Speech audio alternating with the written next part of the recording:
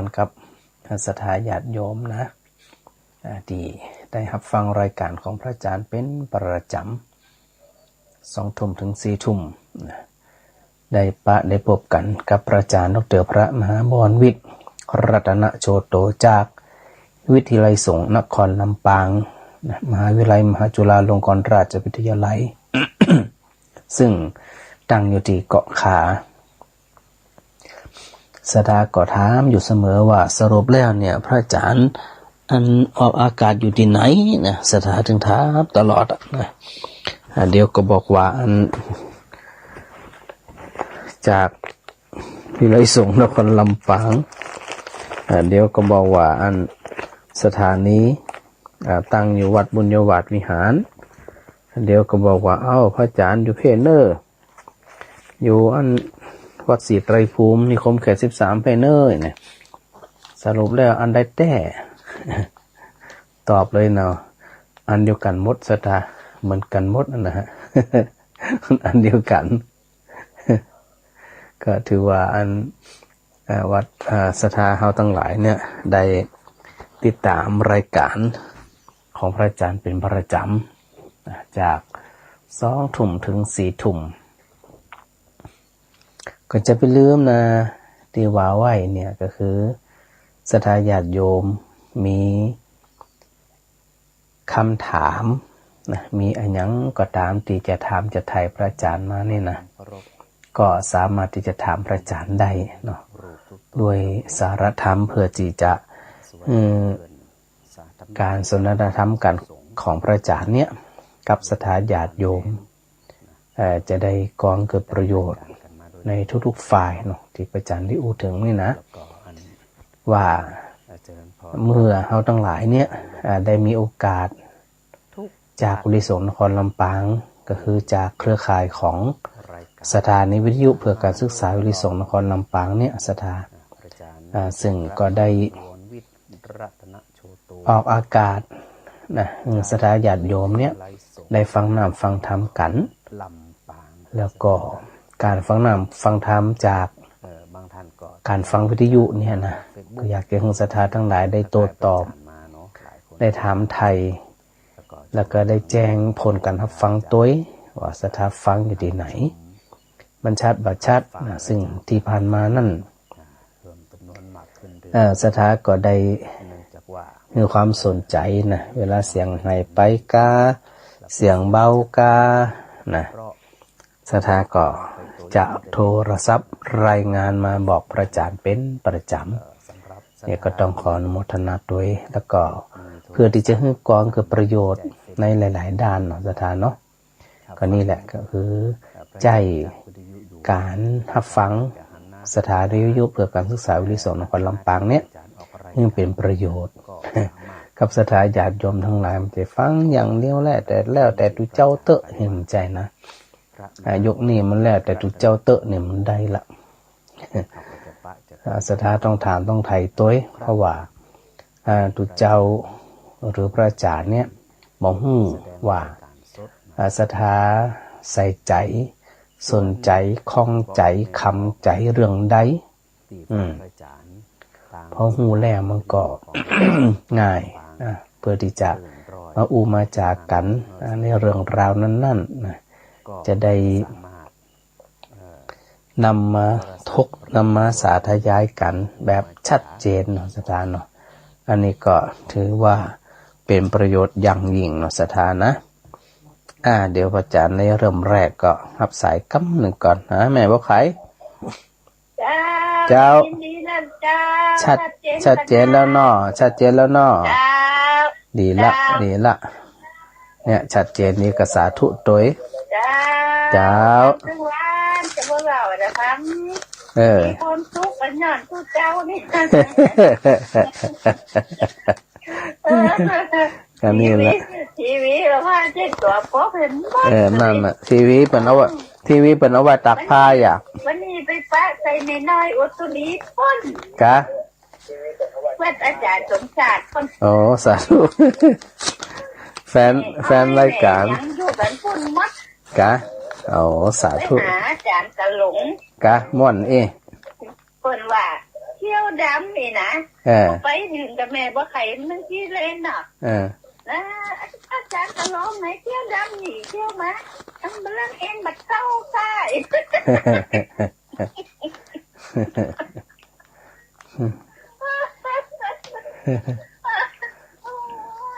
ขอเที่ยวตัวเจ้าไปหาคนไหนมาดีกะ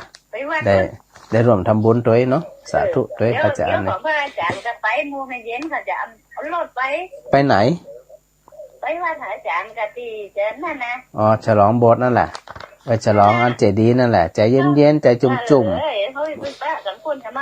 ได้เลยใจจุ่มๆฮะไปพูดเดี๋ยวเจ้าอาวาสจะเปิดอันประตูวัดตั้งแต่ตี 2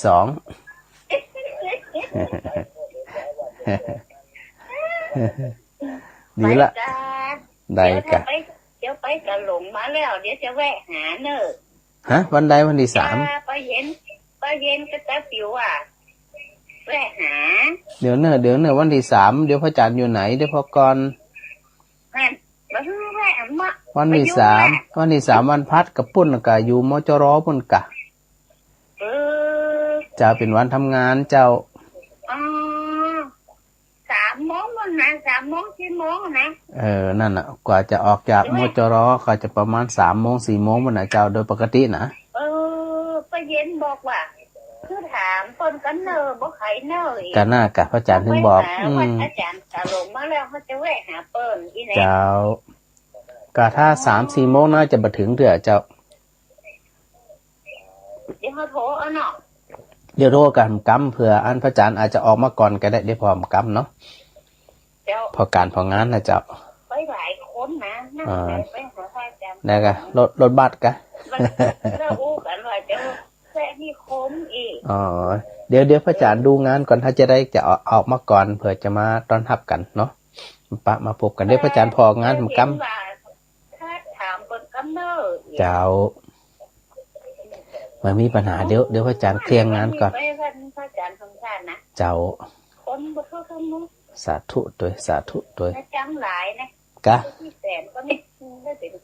18โอ้เขาถาโลอันหมอนดูต่างเพิ่นจะเอา2 แสนไปนี่ลำแล้วเนี่ยดีกะอันก็ศรัทธาญาติโยมที่ได้ฟังธรรมะกันอย่างกันก็ไปช่วยกันเนาะคืนสีขาวนะก็จังไม่จังน้ำพุ้นจังไม่จังหายน่ะดีเลยเพราะเปิ้นไปช่วยมาหลายปีเนาะดีละดีละเจ้าสาธุฮะคืนเขายังเดียดว่าบ่ดีบ่ทราบสิแม่เปิดนี่เนาะเป็นบางบ้านบางทีอาจจะเป็นเพราะอันโทรศัพท์เป็นเพราะวิทยุด้วยก็ได้เจ้าแต่คืนนี้ไม่ตี 2นะรู้ต่างเต็มทีตี 2ตื่นมาตี 3เพิ่นออกแล้วโอเคแม่สาธุเน้อใจเจ้าสาธุแต่ว่าท่านเบญรัตนาธิเบศรได้นำซองมาถวายพระอาจารย์เนาะบอกว่าอันแม่จัดฟ้องมโนวังเปิดฝากซองมาให้ร่วมทำหนังสือสวดมนต์น่ะมีรายชื่อมาจัดหลายคนเหมือนกันนะแม่จันฟ้องมโนวัง100 บาทแม่วันเย็นตุงคะเกตรินเนาะ100 บาทแล้วก็โยมมงคลณลำปาง100 บาทแม่อนงรินดวน40 บาทแม่ปอยาวุฒิ20 บาทน้องหน่อยระวังวง20 บาทแล้วก็แม่น้อยพรหมเสน100 บาทนะที่ได้ร่วมทำบุญหนังสือสวดมนต์ที่พระอาจารย์จะพิมพ์ในล็อต2นี่นะอันนี้ส่วนหนึ่งเนาะได้รับแต่ว่าละเริ่มได้ไปประกาศบอกกล่าวศรัทธาทั้งหลายได้อนุโมทนารวมกันนอกจากนั้นแม่ติบกาพังเนี่ยได้รวมทำบุญทุนการศึกษาของวิทยาลัยสงฆ์นะฮะจำนวน100 บาทพระอาจารย์ก็จะจัดแจงไปตามนี้เนาะแล้วก็จากนั้นแม่ติบกาพังก็ได้ รวมทำบุญงานกฐินวัดตรงโปงของท่านพระอาจารย์มหาสมชาติจำนวน100 บาทก็เดี๋ยวพระอาจารย์จะโอนจำนวนเนี้ยให้กับท่านอาจารย์มหาสมชาติไปตามนี้เนาะสถานเนาะบางทีบ่ได้ประกาศบอกกล่าวกันก็ต้องขออภัยตัวแต่ว่านี่นะแต่ก็ได้ประกาศเรียบร้อยละนะอันนี้ก็บอก ที่มาที่ไปเพื่ออันสถาบันแรงที่รวมทำบุญมาติกี้นี่นะอันอาจจะรอฟังอยู่พระอาจารย์ได้ฮับหรือบ่ได้ฮับนะได้ฮับหรือยังก้านะประกาศแล้วได้ฮับแล้วนะสถานนะสบายใจได้จุนใจได้นะว่าอันที่ได้ฝากท่านเบนมารวมทำบุญกับพระอาจารย์ได้ฮับเรียบร้อยแล้วก็จะได้ทำไปตามที่เจตนาของศรัทธาญาติโยมทั้งหลายตัวเนาะศรัทธาที่ฟังรายการของพระอาจารย์เนี่ยนะอย่างที่พระอาจารย์ได้บอกเนี่ยเนาะถ้าหากว่านอกเหนือจากจังหวัดลำปางเนี่ยก็จะติดตามพระอาจารย์ทาง Facebook นะโดยพิมพ์ชื่อพระอาจารย์ไปพระมหาบวรวิทย์รัตนโชโตก็จะปรากฏละจำนวนที่ฟังพระอาจารย์แล้วก็ทักทายมาเนี่ยนะก็เต่าที่พระอาจารย์อ่านให้ฟังทุกวันเนี่ยแต่ว่าจำนวนศรัทธาญาติโยมอันที่เปิ้นฟังอยู่ติดตามพระอาจารย์อยู่นะฮะนักหนาจาปานเหมือนกันนะศรัทธานะนักขนาดที่เปิ้นนั้นบ่ได้พิมพ์มาทักทายเนี่ยนะฮะหลายคนถึงกดแชร์กดไลค์กดหยังหลายคนหลายท่านก็ต้องขออนุโมทนาศรัทธาญาติโยมด้วยนะตลอดถึงครูบาอาจารย์นะครับที่ได้กดเข้าไปดูกดแชร์เนี่ยนะครับก็มากหน้าหลายตา นักพอสมควรเลยนะในส่วนของ Facebook แต่เนื่องจากว่าอันในโทรศัพท์ในโน้ตบุ๊กเนี่ยบางทีเข้าไปแล้วนะพอเข้าไปแล้วเนี่ยบ่ฮู้ว่าจะตอบอันที่เปิ้นได้ทักมานะที่เปิ้นได้ตักมาในจะใดนะพอเข้าไปก็ไปปะอยู่เฉพาะในส่วนของอันไฟล์วิดีโอที่พระอาจารย์ได้ออกอากาศเนาะในส่วนของ Facebook นี่นะก็ศรัทธาก็ได้กดแชร์กดดูกดไลค์กดหยังไปนี่แต่ว่าบ่ได้ตอบแต่ละคนแต่ละท่านนะเนาะก็บ่ฮู้ว่าจะตอบที่ใดพอพระอาจารย์กดเข้าไปเนี่ยลักษณะมันก็เหมือนกับว่ามันก็หันที่อันพระอาจารย์ได้โพสต์ไปนะแล้วก็ได้หันตัวเก่านั่นเต้นนะก็เลยว่าจะตอบมันจะได้ก็นักหนาจาปานเหมือนกันนะ ที่ได้ทักทายพระอาจารย์มานะแม่เขียวแม่เขียวแปลวงอันนี้เปิดทักพระอาจารย์มาประจำเลยอนุโมทนาสาธุด้วยเนอะแม่เขียวนะอันนี้เป็นดูจากFacebook ตัวตักพระอาจารย์มาจากมาทางไลน์ก็มีนะสถานะ มาตอนวันนี้นะก็ปรากฏว่ามีแม่ของน้องวัญชนะพรหมบุตรนี่นะสถาหูจักดีแล้วนะปรากฏว่าน้องวัญชนะเนี่ยได้บอกของคุณยายนะคุณยายสมเจนจักแล้วก็ได้บอกของป่อนะนฤดมแล้วก็แม่เบญจมาศเนี่ยนะว่าพระอาจารย์เวลาอันฉลองพระธาตุศรีไตรภูมิเนี่ยนะเจดีย์ศรีไตรภูมิเนี่ยน้องวัญชนะตั้งใจจะรวบรวมพระป่าจากหนองลายมาถวายพระอาจารย์น้องวัญชนะเป็นถึงอันบอกคุณยายเนี่ยเตรียม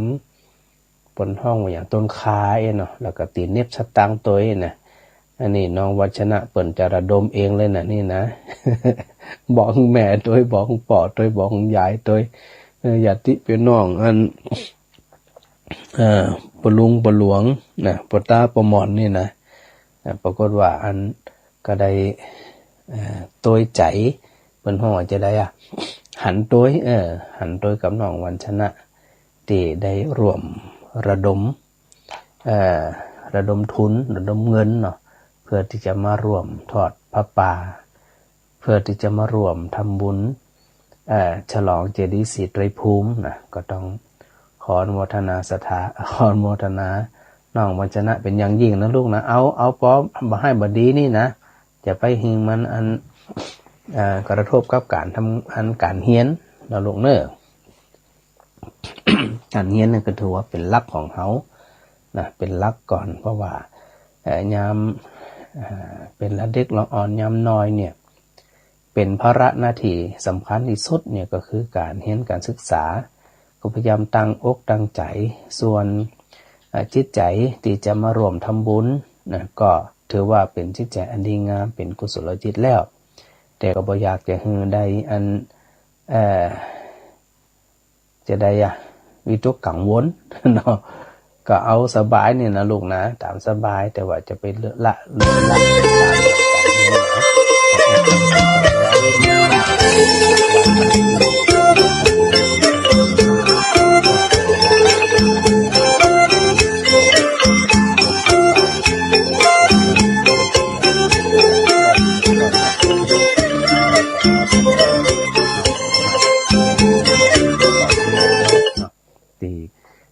ได้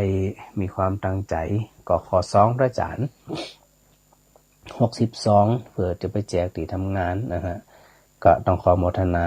ผู้เป็นแม่น้องวัชนะด้วยเนาะเดี๋ยวถ้าจะได้เนี่ยนะพระอาจารย์ก็จะได้ประชุมกับหมู่คณะกรรมการครับกับงานเกี่ยวกับเอกสารหลายด้านต่างสถาอันพอออกไม่ออกตั้งหลายวันนี้ติดงานแท้ๆนะติดรายการรายงาน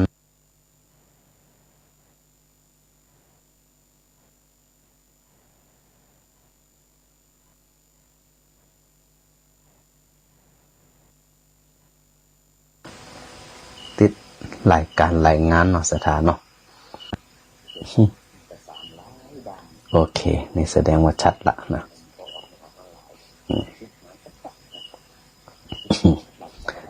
เมลาพร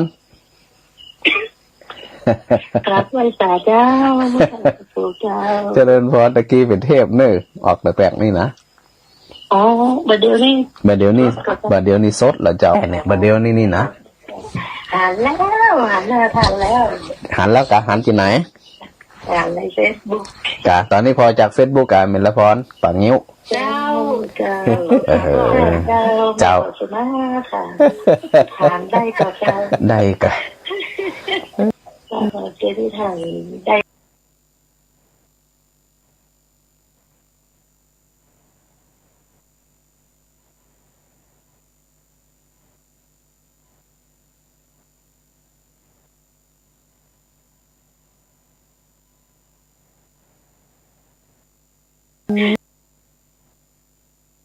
7เจ้าสมาค่ะทานได้ก็เจ้าได้ก็เจที่ทานได้ต่อใดก็จะอายุอายุเอาอายุยังบ่ถึง100เตื้อ57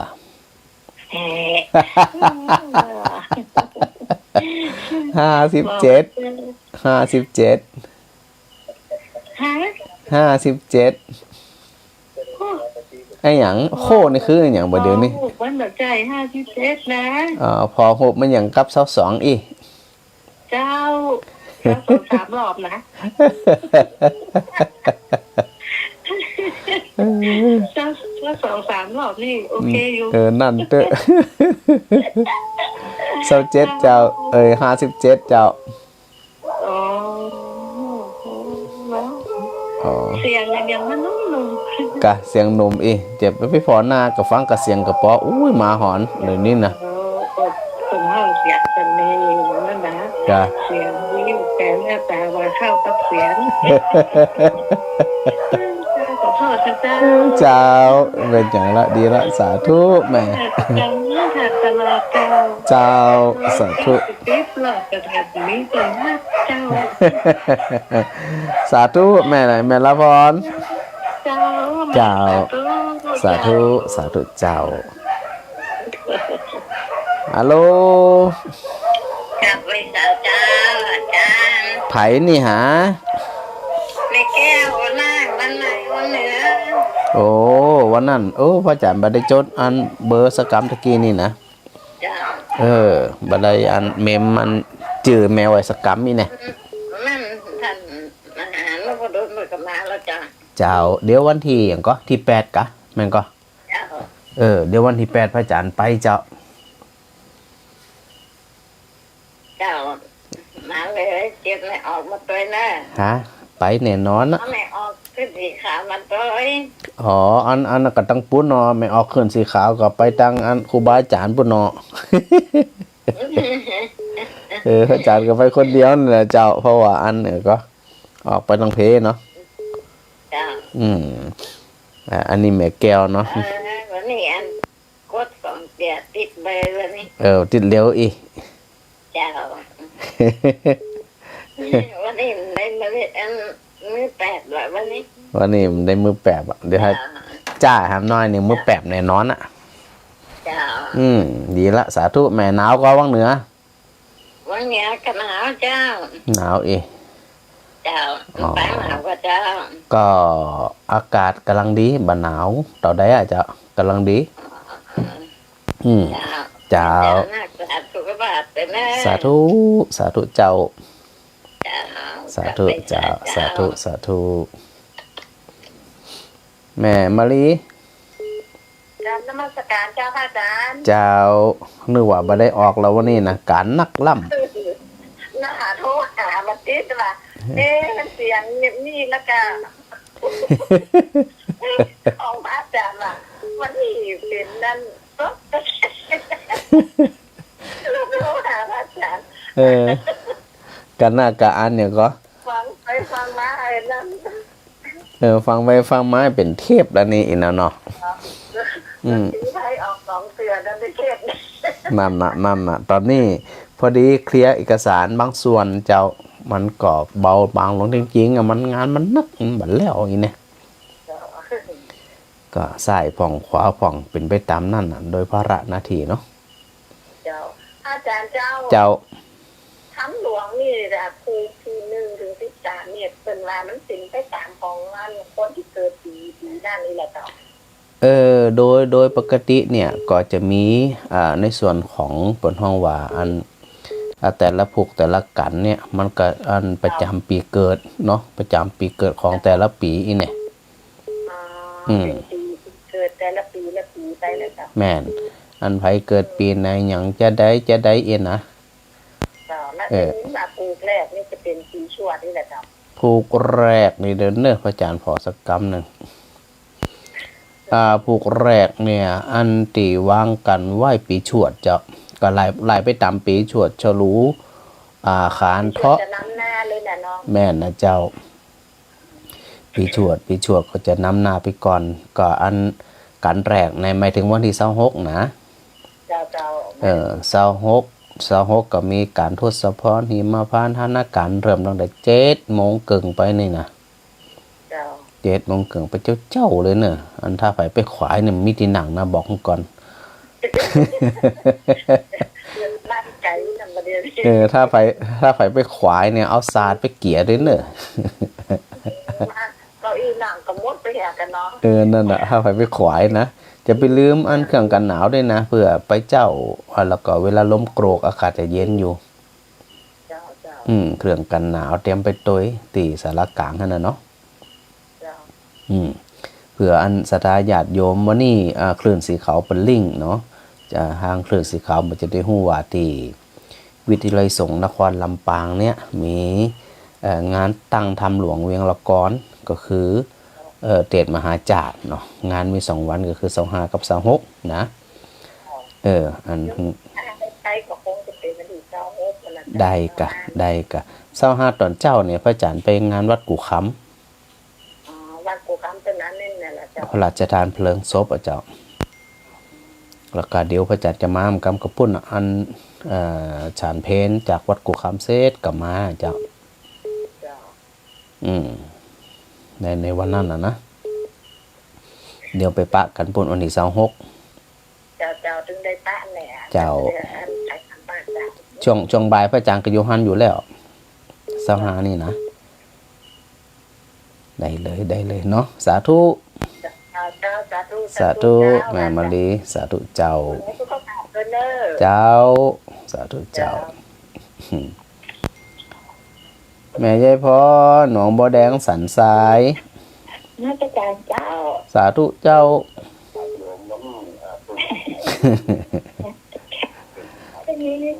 แต่ที่นะคะถึงข่าวแบบหาอาจารย์จอเจ้าพอดีอันช่วงแรกๆพระอาจารย์คือทางเจ้าหน้าที่น้องแอมน้องนัดเป็นเอาเทปขึ้นก่อนจะเพราะพระอาจารย์ติดงานอยู่ตะกี้นะแต่ตอนนี้มาจัดรายการสดท่าโทแล้วพระอาจารย์ฮับละอูไดนี่นะอันนี้เป็นรายการสดแน่ๆเจ้าฟังขนาดเต็มที่5 ชั่วโมงเลยโอ้เต็มที่ไม่ช้าโมงเนี่ยมาแถวมาทำเนี่ยด้วยอันเปลี่ยงฐานน้อยเนอะฟังเหมือนนี่นะเปลี่ยงฐานน้อยหนึ่งว่าไปตามนั้นแม่สบายดีนะเจ้าสาธุแม่ใจพรมันถึงว่าหนาวแต่ว่าคือหนาวนี่จะอะไรดีขึ้นน้อยแม่อันนี้ยังแควนห่างก็หนาวแม่ยังแควนห่างน้อยหนึ่งเนาะและสาธุแม่สาธุเจ้าสาธุเดี๋ยวพระอาจารย์ก่อนที่จะหับโทรศัพท์สถานเนาะได้แจ้งข่าวประชาสัมพันธ์นะครับสถานทั้งหลายโดยเฉพาะสถานที่ฟังจากคลื่นสีขาวนะโดยปกติเนี่ยพระอาจารย์ก็จะได้ประชาสัมพันธ์ทุกวันในสถานีวิทยุเพื่อการศึกษาของวิทยาลัยสงฆ์นครลำปางคลื่น106.5 เมกะเฮิรตซ์เนี่ยนะคือทางวิทยาลัยสงฆ์นครลำปางเนี่ยนะรวมกับทางจังหวัดลำปางสภาวัฒนธรรมสำนักงานพุทธศาสนานะได้รวมกันจัดงานตั้งธรรมหลวงเวียงละกรครั้งที่19นะสถานนะครั้งที่19แสดงว่าทำมา19 ปีละนะแล้วที่เขาได้ทำตั้งธรรมหลวงขึ้นเนี่ยในลำปางเนี่ยนะฮะทางวิทยาลัยสงฆ์นครลำปางก็จัดขึ้นมาจีนี่นะ1เป็นการสืบสานประเพณีเนาะอันดีงามของเราทั้งหลายอย่างหมู่เราทั้งหลายนั่นได้ระลึกถึงตอนที่พระพุทธเจ้าพระองค์ใดบำเพ็ญเพียรบนห้องว่าบำเพ็ญสวยพระชาติเป็นพระโพธิสัตว์โดยเฉพาะจากสุดท้ายก็คือตอนที่พระองค์ได้สวยพระชาติเป็นพระเวสสันดรเนาะก็เลยมาเรียงประวัติของพระเวสสันดรก็เลยมีประเพณีที่ว่าเนี่ยที่มาที่ไปของการเทศมหาจารย์เนี่ยนะสถานนะเป็นเทศกำเมืองหมดเลยนะเทศกำเมืองหมดเลยอันนี้ประการที่1เป็นการสืบสานประเพณีเนาะประการที่2ที่อันมีงานตั้งธรรมหลวงเนี่ยก็คือเพื่อที่จะให้หมู่เฮาทั้งหลายเนี่ยได้ระลึกถึงการบำเพ็ญเพียรบารมีของพระเวสสันดรเนี่ยว่าพระเวสสันดรหรือพระโพธิสัตว์แต่ละองค์เนี่ยเปิ่นใดบำเพ็ญเพียรบารมีในด้านใดพ่องอีแน่แต่ที่สำคัญก็คือในจักรสุดท้ายที่พระเวสสันดรใดบำเพ็ญเพียรในเรื่องของทานบารมีนี่นะสถานะอันเนี้ยหมู่เฮาทั้งหลายที่ได้ฟังเขาก็จะได้มีความสุขใจได้ระลึกถึงว่าอันพระนางผู้สดีได้รับพรจากไผได้รับพร10 ประการจากไผจะได้อีเนี่ยดังนั้นงานเริ่มวันที่25 26เนี่ยสถานเนี่ย2 วันนะฮะวันที่25เนี่ยนะสถานนะเป็นวันติดนะ25วันติดเนี่ยเริ่มเวลา9 โมงก็มีพิธีอาราธนาพระประคุตจากแม่น้ำวังบริเวณวัดเจียงไฮ้เนาะสถานเนาะแล้วก็อันได้อาราธนาพระประคุตนั่นผ่านนาวัดเจียงไฮ้เข้าสู่ถนนมุญยวาดแล้วก็ผ่านนาวัดสวนดอก แล้วก็มุ่งตรงสู่มณฑลบนห้องว่ามณฑลพิธีเนาะในส่วนของศาลากลางเก่าหรือว่ามณฑปหลวงปู่ดำนะสถานะซึ่งเป็นพระกูบ้านกูเมืองของจังหวัดลำปางก็คือจัดบริเวณของศาลหลักเมืองนั่นแหละนะแล้วก็มีพิธีขึ้นเต่าทั้ง4หรือ4 ถึง 6เนาะที่มณฑปหลวงปู่ดำนั่นนะประมาณสัก10 โมงอันนี้วันที่25นะมาสัก10 โมงก็มีการขอขมาอาราธนาพระธรรมออกจากหีบแล้วก็มีการฟ้อนบูชาพระธรรมตัวเนาะ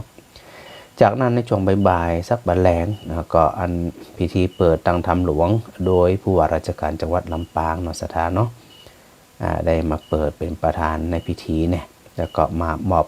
เกียรติคุณแก่ผู้สนับสนุนงานตั้งธรรมหลวงเวลากรครั้งที่19นี้ตัวแล้วหลังจากนั้นประมาณสักบ่าย4 โมงถึง1 ทุ่มเนาะก็แสดงปฐมเทศนาแหม4 กันนะสถานนะมาไล่ต้นมาไล่ปลายคาถาพัน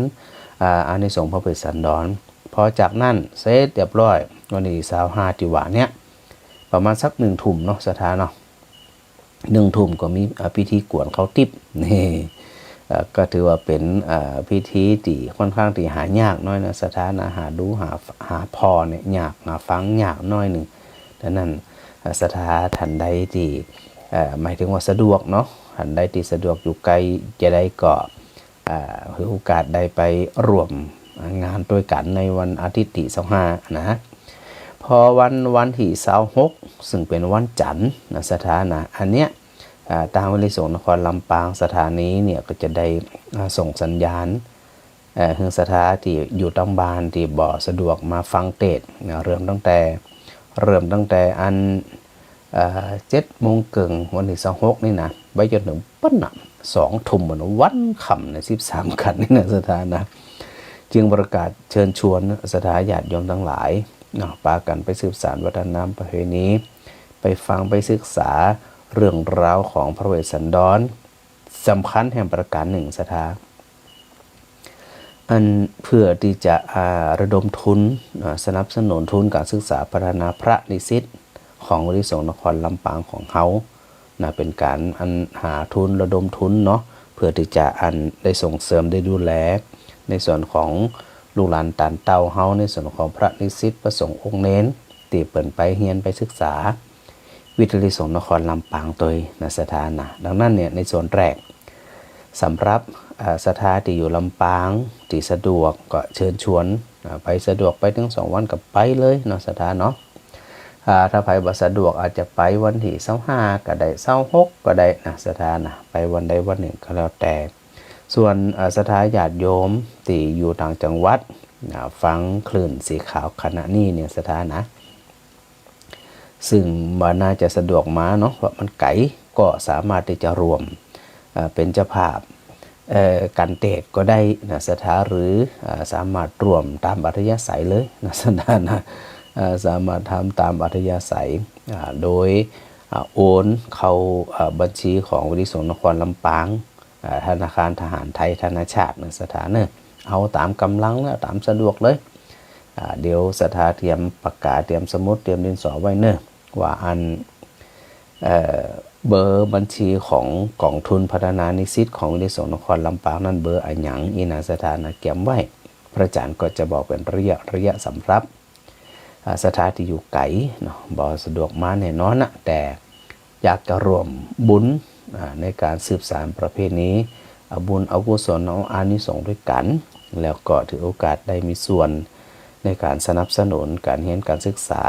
เพื่อที่จะจันรงพระพุทธศาสนาของเฮาตัวเนาะสถานเนาะหมายเลขบัญชีคือนะสถานจดตันวะฮะ328109891แหมกำเนอธนาคารทหารไทยนานาชาตินะสถานะ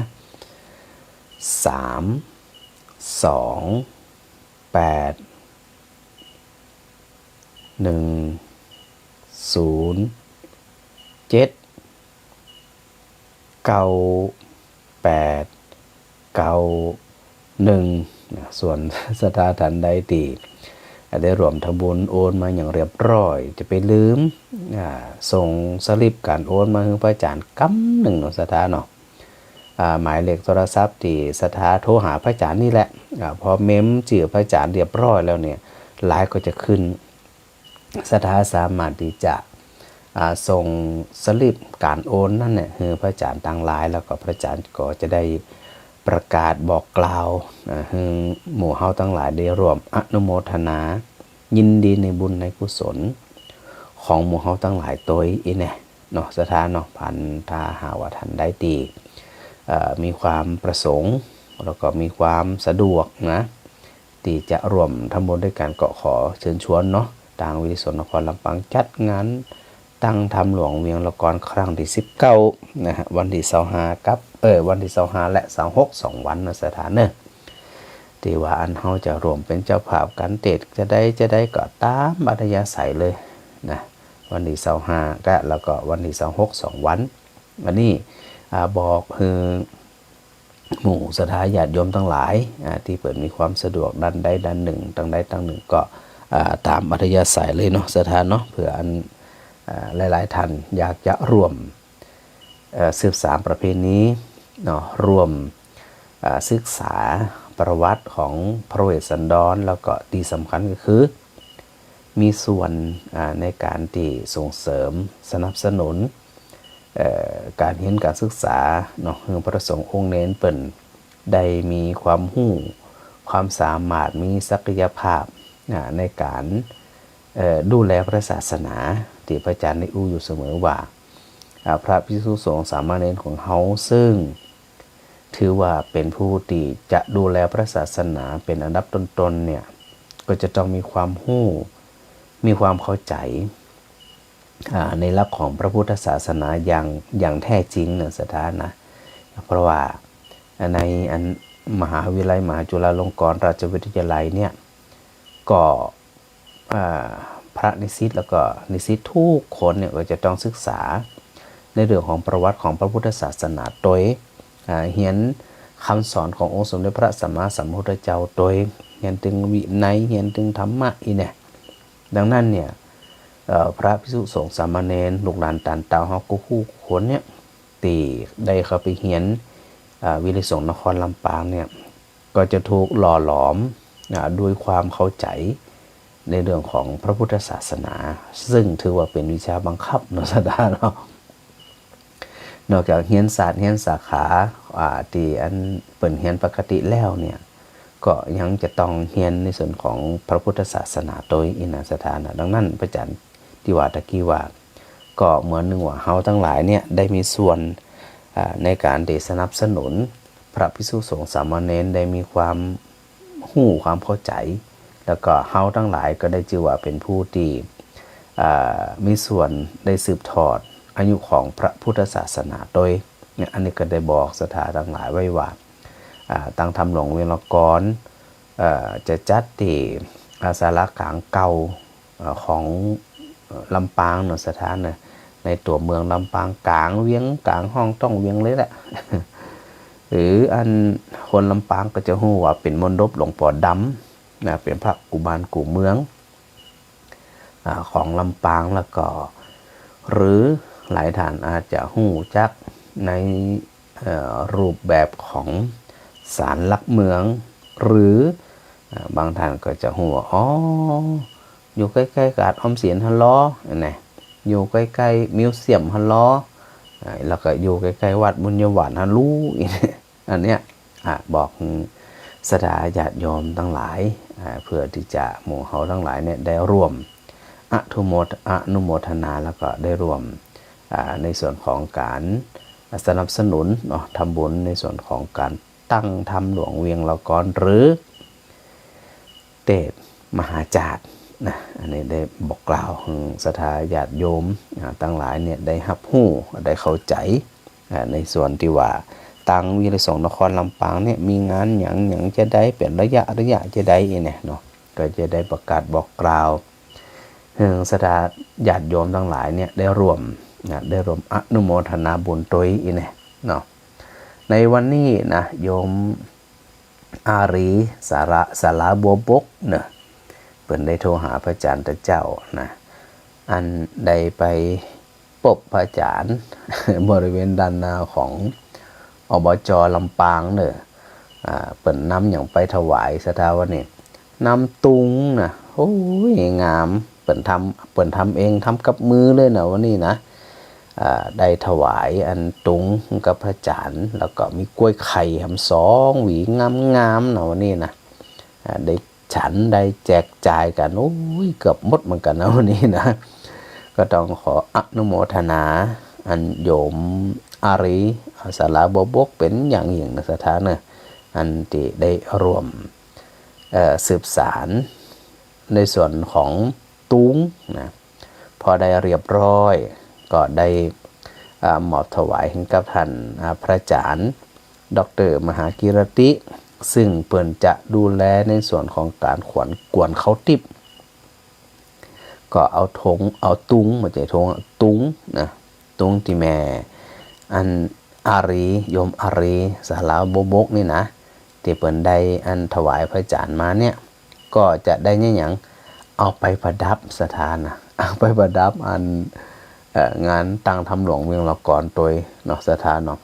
แล้วก็นอกจากงานวันนี้ก็ได้มีศรัทธาได้ร่วมถวายเป็นเจ้าภาพกันเทศนะโดยผ่านโยมคำสุกมาเนาะมีแม่อรุณใจแก้วแดงร่วมทำบุญกันเทศอุทิศส่วนกุศลให้กับปอเสาวังกาวีแม่คำวังกาวีปอสุกใจแก้วแดงแม่ขาวใจแก้วแดงนายบุญทองใจแก้วแดงนี่นะเปิ่นได้ร่วมทำบุญเป็นเจ้าภาพการเทศมา500 บาทต้องขออนุโมทนาสาธุญาติโยมด้วยนะส่วนตะวะที่พระอาจารย์ได้ประกาศซึ่งศรัทธาไปแล้วเนาะว่าไผร่วมทำบุญเป็นเจ้าภาพการเทศรวมเจ้าภาพมาน้ำปานะรวมเจ้าภาพตั้งโรงทานอาหารเครื่องดื่มยังก็ว่ากันไปเพราะว่างานเฮาเนี่ยมี2 วันเต็มๆเนื้อสถานเนื้อ25 กับ 26แล้วก็หลายท่านที่สะดวกก็สามารถที่จะไปทำบุญด้วยตัวเองเลยนะที่ในงานจะพบพระอาจารย์ว่าช่วงบ่ายของวันที่25เนี่ยเพราะว่าช่วงเจ้าเนี่ยพระอาจารย์ติดงานพระราชทานเพลิงศพวัดกุคำเนาะสถานเนาะแล้วก็เดี๋ยวฉันเพลจากวัดกุคำเสร็จเรียบร้อยบ้านแน่นะเพลินๆอาจจะมาอันฉันเพลที่ในบริเวณงานก็ได้เนาะสถานเนาะแล้วก็ในช่วงบ่ายของวันที่25ก็อยู่หันตลอดอันนั้นสถานนะแล้ววันที่26ที่พระอาจารย์ได้บอกไว้ว่าเทศมหาจารย์13 กันเนี่ยนะก็ตั้งแต่ตั้งแต่7 โมงเกิงไปจนถึงปั้นนะไปถึงกี่โมงไปถึง2 ทุ่มโดยประมาณ วันค่ำเหมือนกันนะสถานนะก็จะได้มีการเทศมหาจารย์เนาะสถานเนาะที่อันศาลากลางเก่าโดยวิไลสงฆ์นครลำปางนะสถานนะได้รวมกับหลายๆฝ่ายที่ไปรวมกันนั่นนะมีอันคณะสงฆ์จังหวัดลำปางโดยการนำของพระเดชพระคุณหลวงปู่พระจินดารัตนพรเจ้าคณะจังหวัดลำปางนะสถานนะไปเป็นเป็นประธานในฝ่ายของคณะสงฆ์นี่นะแล้วก็มหาวิทยาลัยมหาจุฬาลงกรณราชวิทยาลัยก็คืออันวิไลสงฆ์นครลำปางเฮาเนี่ยเนาะแล้วก็สำนักงานพระพุทธศาสนาจังหวัดลำปางวัฒนธรรมจังหวัดลำปางสภาวัฒนธรรมจังหวัดลำปางแล้วก็อันสภาวัฒนธรรมอำเภอเมืองลำปางแล้วก็อันสถาญาติโยมลำปางกู้คู่คนนะที่ได้ร่วมกันจัดงานตั้งธรรมหลวงเวียงละกรที่ห้องว่าอันเทศมหาจารย์นันสถานเนาะอันนี้ได้ประกาศบอกกล่าวสถาญาติโยมทั้งหลายได้อนุโมทนาโดยสะดวกก็แวะเวียนมาบ่สะดวกก็เป็นหยังเอาสะดวกเพราะว่าอันวันน่าจะถึง2 วันสถานะเขาจะได้ส่งสัญญาณผ่านสถานีวิทยุของวิไลสงฆ์นครลำปางคลื่น106.5 เมกะเฮิรตซ์นะสถานะก็บางวันบางช่วงอาจจะเชื่อมสัญญาณไปที่คลื่นสีขาวก็ได้ดูกันนำกรรมเนาะ รูบาอาจารย์ทางเจ้าหน้าที่ก็ว่ากันมากรรมว่าสะดวกจะได้อย่างจะได้ทางใดเนาะอันนี้ได้ประกาศบอกกล่าวสถาญาติโยมทั้งหลายได้เข้าใจที่พระอาจารย์ได้ว่าไว้ตะกี้นะ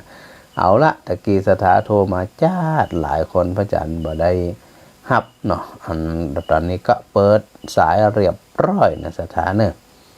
ใครจะโทรมามาจ่ามาสนทนารายการของพระอาจารย์เป็นรายการสนทนาธรรมเนอะสถาจะตั้งใจฟังธรรมอย่างเดียวนี่เหมือนได้แล้วนะกันไปคุยกันไปแม่เรือนไม่จ้าเจ้าเจ้าบ้านแสนต่อเจ้าฮะเย็นดีเย็นชัดเจนดีกับวันนี้นะเจ้าเนี่ยหนาวก็ต้องปุ่นบ้านตั้งแสนต่อหนาวฟังฮะหนาวแล้วอีเจ้าที่อันลำปางยิงดึกก็ยิงเย็นแล้ววันนี้นะเจ้าจะได้กระหักษาสุขภาพกันเนอแม่เนอเจ้าสาธุเจ้าสาธุเจ้าให้แม่น้ำบุญเกิดแม่น้ำมันเหล่าบุญเกิดไปตรงไหนเหียเจ้าโทรไหนกันใจมือแปบไปติดอย่างตัวมือแปบก่อนกะเจ้า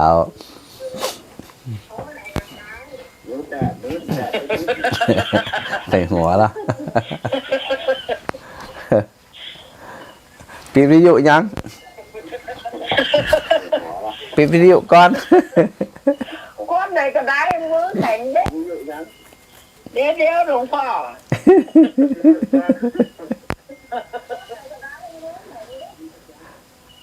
นั่นละปิดยังโทรไหนก็ได้มือแบบแป๊บต้องมือแป๊บกะพอดีตะกี้พระอาจารย์บ่ได้ฮับอันเนี่ยก็กำลังไหนก็ได้โทรไหนก็ได้จุ๊บหมดตีบอกฮับสิกะอาจารย์ตะกี้ติดงานประชาสัมพันธ์อยู่เจ้าเลยบ่ได้ฮับตอนนี้ฮับแล้วนะตอนนี้นะเจ้าเสียงนี้นั่นเยอะแล้วจะตั้งชื่อทานไหวนั่นว่าแล้วบ่ได้ซื้อทานมันถึงบัดดังนะไม่ซื้อทานไหวกะทานสายไหวกะนะ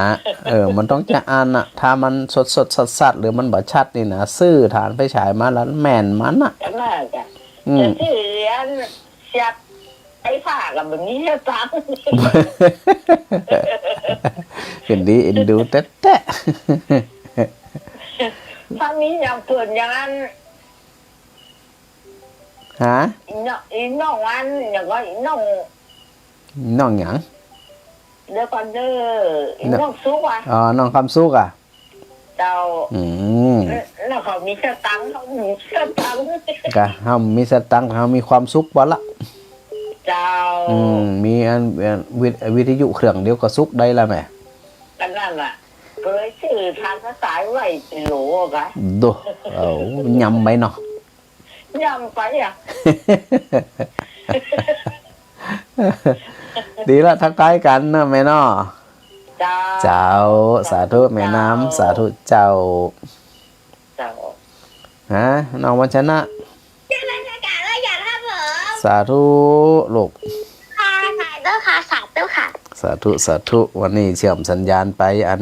ทั่วภาคเหนือเนอวันนี้นะเสียงวันชนะดังไปไกลขนาดวันนี้นะผมอยากรู้ว่าพระธุดงค์ไปจากไปก็โคตรไปเหี่ยวว่าปิดจะได้ผมอยากรู้ผมอย่างก็พระธุดงค์จะได้ก็ลูกพระธุดงค์เปิดจะไปเกิดไปเหี่ยวว่าปิดจะได้ผมพระธุดงค์ไปธุดงค์ไปเหี่ยว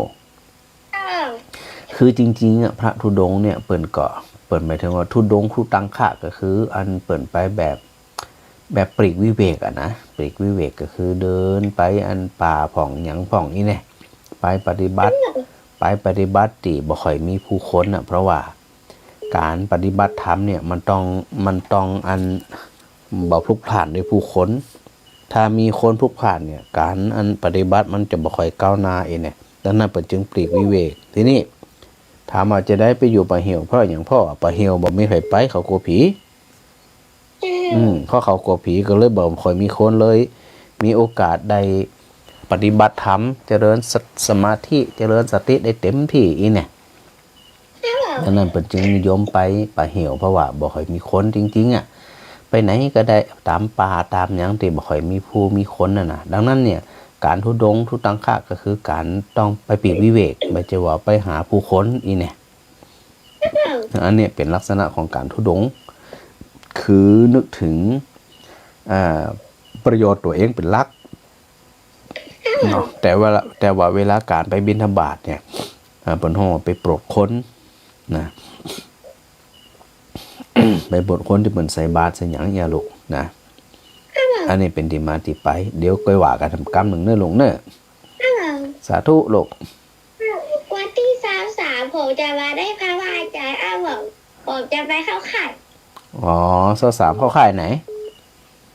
ที่โรงเรียนครับผม อ๋อคืนเดียวกะคือเดียวเข้าค่ายที่โรงเรียนครับผม อ๋อเป็นอย่างเดียวอันเอาวิทยุของพระอาจารย์ไปเปิดเสียงตามสายในค่ายหรือเขาฟังธรรมะกันหมดเลย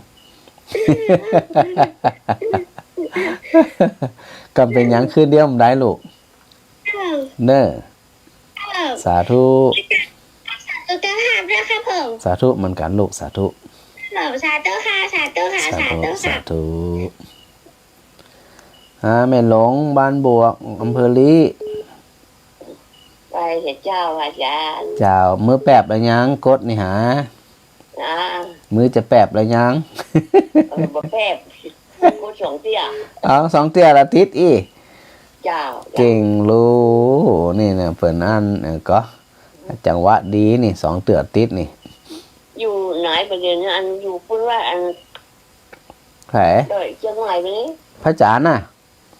พระอาจารย์คนลำปางหนาเพราะว่าอันกระเดียวไปตัวอยู่ที่รวมกันมาแล้วกะไม่ได้ไปเหรอไม่ได้ไปหรอกกะมันไปไหนกัน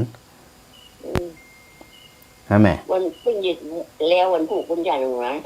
เปิ่นไปไหนกันก็ว่าเปิ่นไปไหนกันวะแม่โทรฟังไม่ได้กับบ่มีไผบ่มีทุกเจ้าชักตุนอ๋อกะอันที่ว่าเปิ่นไปเข้ากรรมนะกะจ้าอ๋อเจ้าไปไหนบ่รู้คนเดียวกะพระอาจารย์ก็บ่ค่อยได้ฟังรายการของครูบาอาจารย์ท่านอื่นนะเจ้ามันไม่เวลามีวันนี้ก็ถ่ายทอดสดกับว่านี่เจ้าตอนนี้พระอาจารย์ก็ถ่ายทอดสดอยู่แม่เจ้าจะได้ก็แข็งแรงเน้อเจ้าสาธุสาธุเจ้าแม่บัวสันทรายนมัสการเจ้าพระอาจารย์เจ้าแล้วก็นมัสการพระอาจารย์อันวิสุวัตบริกิจโจได้เจ้าเพิ่นได้เป็นเจ้าวาดวัดป่าหินนั่นเด้อสาธุตัวสาธุสาธุตัวโยมแม่นึกว่าอีคิวซังว่าเป็นน้องวันชนะกะว่าน้องวันชนะ11อายุ11ขวบ11ปีอ๋อแม่นึกว่าอีคิวซังฟังตึงวันน่ะเจ้าโอ้ยชอบฟังครับวันนี้เหมา3 วันเลยเนาะเนี่ยแม่อยากจะถามว่าลำปางก็มีชื่อวัดกูคำด้วยกับเจ้ามีกะอ๋อแม่นึกว่ามีกันในเวียงทางบ้านแม่เขาแต่อีกเจ้าใหม่ก็มีกะมีเจ้าที่อาเขตแต่ก่อนแม่ก็อยู่ปุ้นโดยที่สาวอยู่ที่วัดกูคำเนี่ยกะอ๋อตังเพชรก็มีแม่ตังเพชรตีลำปางก็มีวัดกูคำอยู่เนี่ยแม่ว่าอยากจะถามพระอาจารย์ว่าเป็นเป็นตังเพชรก็มีตอนแรกแม่นึกว่าจะมาเชียงใหม่เพชรอีกเนาะอ๋ออยู่เพชรเจ้าตีลำปางมีอยู่เจ้ามันลายมันเหมือนได้เป็นสิริมงคลกับแม่เขาหรอกได้สนทนาธรรมกันเอียงแควนกับแม่ได้ถามท่านถามนี่เนาะแม่น่ะได้ถามท่านถามนี่กันดูในเฟซมันก็เตือนย้อนหลังเจ้ามันมาสดไงกันดีกว่าเนาะเจ้าอันนี้มันสดเลยมีอย่างก็ว่ากันมาเลยกันมาเลยเพราะว่ารายการของพระผูกบ่ได้จัดกะมันผูกจัดกะจัดถึงพระจันทร์จัดถึงวันเหมาเลยเนาะพระจันทร์จัดถึงวันแต่ว่าอันคลื่นสีขาวแล้วแต่ว่าเปิ้นจะเชื่อมสัญญาณวันใดไอ้เจ้าแต่ แต่ว่าที่ลำปางในพระอาจารย์จัดตึงวัน ขึ้นสีขาวขึ้นตัวอ่ะ เจ้าบางทีอันครูบาอาจารย์อันที่เปิ่นได้แสดงธรรมในสถานีเนี่ยก็หลายรูปหลายตนเนี่ยเจ้าสลับซับเปลี่ยนกันไปเจ้าแต่ส่วนของพระอาจารย์เนี่ยตึงวันอยู่แล้วในส่วนของลำปาง นะ นะ ตึงวันนะจ้ะถ้าโทรมาตึงวันนะ ของแม่ของเจ้าเขาแม่ฟังพระอาจารย์ตึงวันอยู่แล้วเพราะว่าอัน ฟังตึงวันฟังว่าอาจารย์นะอยู่บ้านคนเดียวก็ฟังว่าอาจารย์นะค่ะ นั่นน่ะ ลูกหลานก็อยู่ต่างจังหวัดเนี่ย สบายใจ เขามีอ่ะเราสำหรับคนเฒ่าอ่ะเนาะ แม่นเพราะว่าฝ่ายหินเปิ่นเชื่อมสัญญาณไป 2-3 วันแล้วนี่เนาะ ฝ่ายหินแม่น เจ้า คนลำปางเหมือนกันเนาะ แม่น ว่าเดี๋ยวนี้นะลงปางเงินเขตของพระเจ้าลำปางกันเนอะเดี๋ยวนี้ นั่นน่ะอันหลงถึงเจ้าลำปางละนะ ตะกี้พระมหาสมชาติก็5 ชั่วโมงอ่ะมาราธอนเลยอ่ะ โดยมามันแต่มันว่า ก็มันนั่นเป็นตัวแทนเปิ้ลน่ะยังไม่ได้ส่งน้ำเลยลูกเปิ้ลก็อยู่ลำปางแล้วเปิ้ลมาอยู่ที่มณฑาทิพย์เชียงใหม่เนี่ยค่ะ อ๋อพระอาจารย์ก็งานหลายเจ้ามันต้องมีเวลาฟังของไปอะเจ้างานหลายอันนัก เจ้าเปิ้ลเป็นพิธีกรโอ้วันนี้เอาเมินแต่นะถึงบ่ายอ่ะ กะ กราบนมัสการ สาธุเจ้าสาธุแม่บัวแม่สีพันป่าไม้แดงดอยสะเก็ด ไอ้สัตว์เจ้า เจ้า ชัดเจนดีกว่าแม่ฟังกันคืนไหน เจ้าฟังตั้งแต่เจ้าก็ว่าจะโทรบ่โทรจะโทรบ่โทรจะใจบ่ใจจะใจบ่ใจเนี่ยก็เมมไว้แล้วนะอันอย่างก็บอกเบอร์โทรอันนั้นเหมือนกันเนาะ เบอร์โทรหยาเบอร์หยาก รุงไทยอ่ะ เบอร์บัญชีอันธนาคารทหารไทยแม่ ทหารไทยอีกอ่ะ เจ้า เดี๋ยวก่อนแม่เขียน ใจเย็นๆเตรียมไว้ แม่สะกดทหารนี่ตัวยัง ทหารทอทหารหอหีบสระอารอเรือ ทหารไทยนี่ได้กะ เจ้า เบอร์เนอร์ บอกเลย 328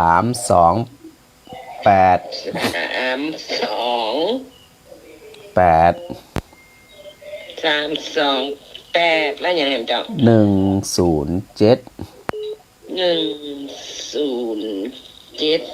9891ถูกต้องเจ้า 4 4ลูกไหนมะ เดี๋ยวก่อน อ๋อนับเลย รู้ว่ามันมีกี่เลข โอเค 328 107 เจ้า 9891กับเจ้า แม่นเจ้าธนาคารทหารไทยเนอร์ เจ้า เจ้า เดี๋ยวก่อนเดี๋ยวต้องหาธนาคารไทยธนาคารนั้นอยู่ไหนก็บอกหูนะดอยสะเก็ดนี่นะ เจ้าอัน สงสัยได้ไปตางพูนะถ้าแบบบางสันกำแพงก็จะเข้าในเมืองก็ หรือจะโอนบางคนที่เขาสะดวกเขาอันใจมือถือโอนก็ได้เจ้า ถ้าโอนมือถือนะแม่ก็ต้องไปสันกำแพงอยู่ดีอะไปเมื่อปีต่อยอันเปิ้นเป็นคนปักใต้เปิ้นเป็นคนนครราชสีมาแล้วก็อันเปิ้นมาอยู่เชียงใหม่เปิ้นมาอยู่เชียงใหม่เมื่อนั้นแล้วรู้จักกันตั้งแต่สมัยแม่ทำงานเป็นแม่บ้านของบริษัทละเอียดแล้วก็ไปทำงานไปเรื่อยๆไปเจอกันก็รู้จักกันแล้วก็ต่อกันเจ้า เจ้าก็อันถ้าสมมุติว่าอันโอนตามไปอยู่แล้วก็ถ้าแม่ได้โพสต์ไปตั้งเดี๋ยวก่อนพรุ่งนี้ไปบ้านแม่นายตีอันไปทำงานบ้านแม่นายตี ที่ไหน เดี๋ยวให้ไม่ใช่ ใจเย็นๆจุ่มห้อยอ่างอีกอ่ะห้อยอ่างไม่ปงจ้ะแต่ละหมู่ห้อยอ่างไม่ปงจ้ะตำบลบ้านเดียวกันเนี่ยตำบลเดียวกันเนี่ยแม่ก็อยู่ตำบลไม่ปงเนี่ยจ้ะถ้าจะได้ก็อันถ้าเป็นสะดวกก็คืออันก็ส่งสลิปกันโอนเนื้อประจันตัวจะได้ประกาศฮูโดยทั่วกันเนาะถ้าไปบ้านแม่นายแล้วแม่ ถ้าบอกวันจันทร์ก็คงจะเป็นวันอังคารวันพุธนี่แหละที่แม่จะไปสั่งกำแพงนี้นะ ได้กะแล้วก็จะไปลืมบอกพระอาจารย์ตัว แม่จะไปขอเปิ้นโอนให้ เจ้าโอนเสร็จเรียบร้อยเราส่งสลิปกันโอนเนื้อประจานโดยเนอร์จะได้ประกาศบอกกล่าวกัน ว่าอะไรก็คะ อันบอกว่าถ้าโอนแล้วเนี่ยก็คืออัน ส่งสลิปกันโอนเนื้อประจานกรรมตั้งหลายเนาะพระอาจารย์จะได้ประกาศ แม่ไปจ้าง ประจ้างเป็นหยังโทรบอกพระอาจารย์ก็ได้แหม่ แม่นะแม่โทรได้แล้วก็รับสายได้แค่นั้นไม่เล่นเฟซเล่นไลน์เล่นเน็ตอันยังไม่เล่นบอกเป็นเลย มาเป็นหยังมาเป็นหยังโอนเสร็จโทรบอกพระอาจารย์แล้วกันเนอะพระอาจารย์จะได้ประกาศเนาะ เจ้า เจ้าสาธุแม่ เจ้าไว้ เจ้าสาธุเจ้า เป็นกำลังใจให้เลย เจ้าฮัลโหลเจ้าไผก็อันบอกจืดตัวแม่หยัง ในปานีฝัง เออ จังไม่ฝังเลยจ้ะ เออ รู้3-4เดือนแล้วนะ กะเอามือเอาไปเอาจดมือแปะปนน่ะมันยำไป แต้มเอาต้องพยายามเนาะ แม่นมันถึงใดสักกำนึงอ่ะ เจ้าได้สักกำเนี่ย เสียงชัดเจนก็ฟัง ฟังนิ่มพอได้อยู่ให้ท่านอาจารย์ ไปไหน อันคนเท่าต่างแดด ปอกอะ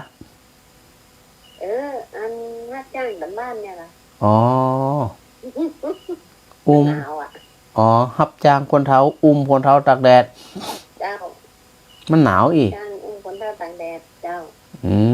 แสดงว่าแม่อันกำลังดีอยู่ในแม่ปานี้นี่นะ มันก็หามาอันแดดตองมันนิ่มได้ อ๋อ ตอนแล้วมันเป็นหนาวขนาดอ่ะ ฝางมาถึงหนาวแม่ฝางแม่อ้ายใช้ประการมุ่นน่ะอุ้ยประจันเคยไปอยู่ มันหนาวแต่ว่าบ่ถึงกับหนาวแต่จะ มันจะว่าหนาวแต่ผมใจมันมีลมอ่ะ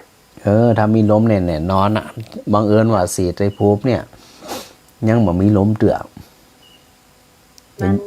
มันมีลมแล้วก็มันตั้งวันติดเนาะ จะ ลมขนาดนั้นไปอันพุ่นอยู่ว่ะเอากันไปทำบ้านเย็นพุ่นอยู่อันที่อันวัดมันกินว่ะ เจ้าอันนี้เดี๋ยวก็ชัดเจนนี่นะแม่นะ เจ้าชัดเจนดี เจ้า หลังจากน้ำบ่อสวานนะเจ้า เอาสาธุเจ้า พระบาทอุดมนะเจ้า เจ้า เจ้า สาธุ เจ้า สาธุ เจ้า สาธุเจ้าฮัลโหล เจ้า แม่ใส่ท้องมือแปบแล้วยังโทรมากี่รอบละ โอ้หลุดไปเลยอ่ะสายเหนียวแน่นนะเจ้า สายเดียวแน่นโทรมาจ้าหลายคนนะอัน เย็นดีจ้า ชัดเจนนี่นะ แน่นะเจ้า นั่นนะกับอาจารย์ก็บ่ค่อยได้ครับ เจ้า เพราะว่าสายแน่นเอ็ดเลยอะเจ้า อันพระมหาสมชาติเพิ่นอยู่เชียงใหม่เพิ่นอยู่นะ กะ แล้วเป็นเด็กเก่าวันที่30ว่านิมนต์เพิ่นมาแหว่ที่ร้านถ้าเพิ่นออกทางมณฑลก็สอพิยพานได้ไงเพิ่นก็ดูก่อนว่าก็ยินนะหอมปัจจัยเลยเจ้า ก็ดีกะสองอย่างคือสามารถ เมื่อแล้วก็หอมเพิ่นไปนะเจ้า แหละ หมดละสีนะเจ้า ไปหมดละสีปุ้น เจ้า บดข้าวกำก่อนได้ไปจะนักนะเจ้า กันนะกะ ไปเจ้า ก็ถึงหวานแล้วนะอันก็อันสะดวกไปสะดวกอันนี้อยู่ไกลม้ามได้เนี่ย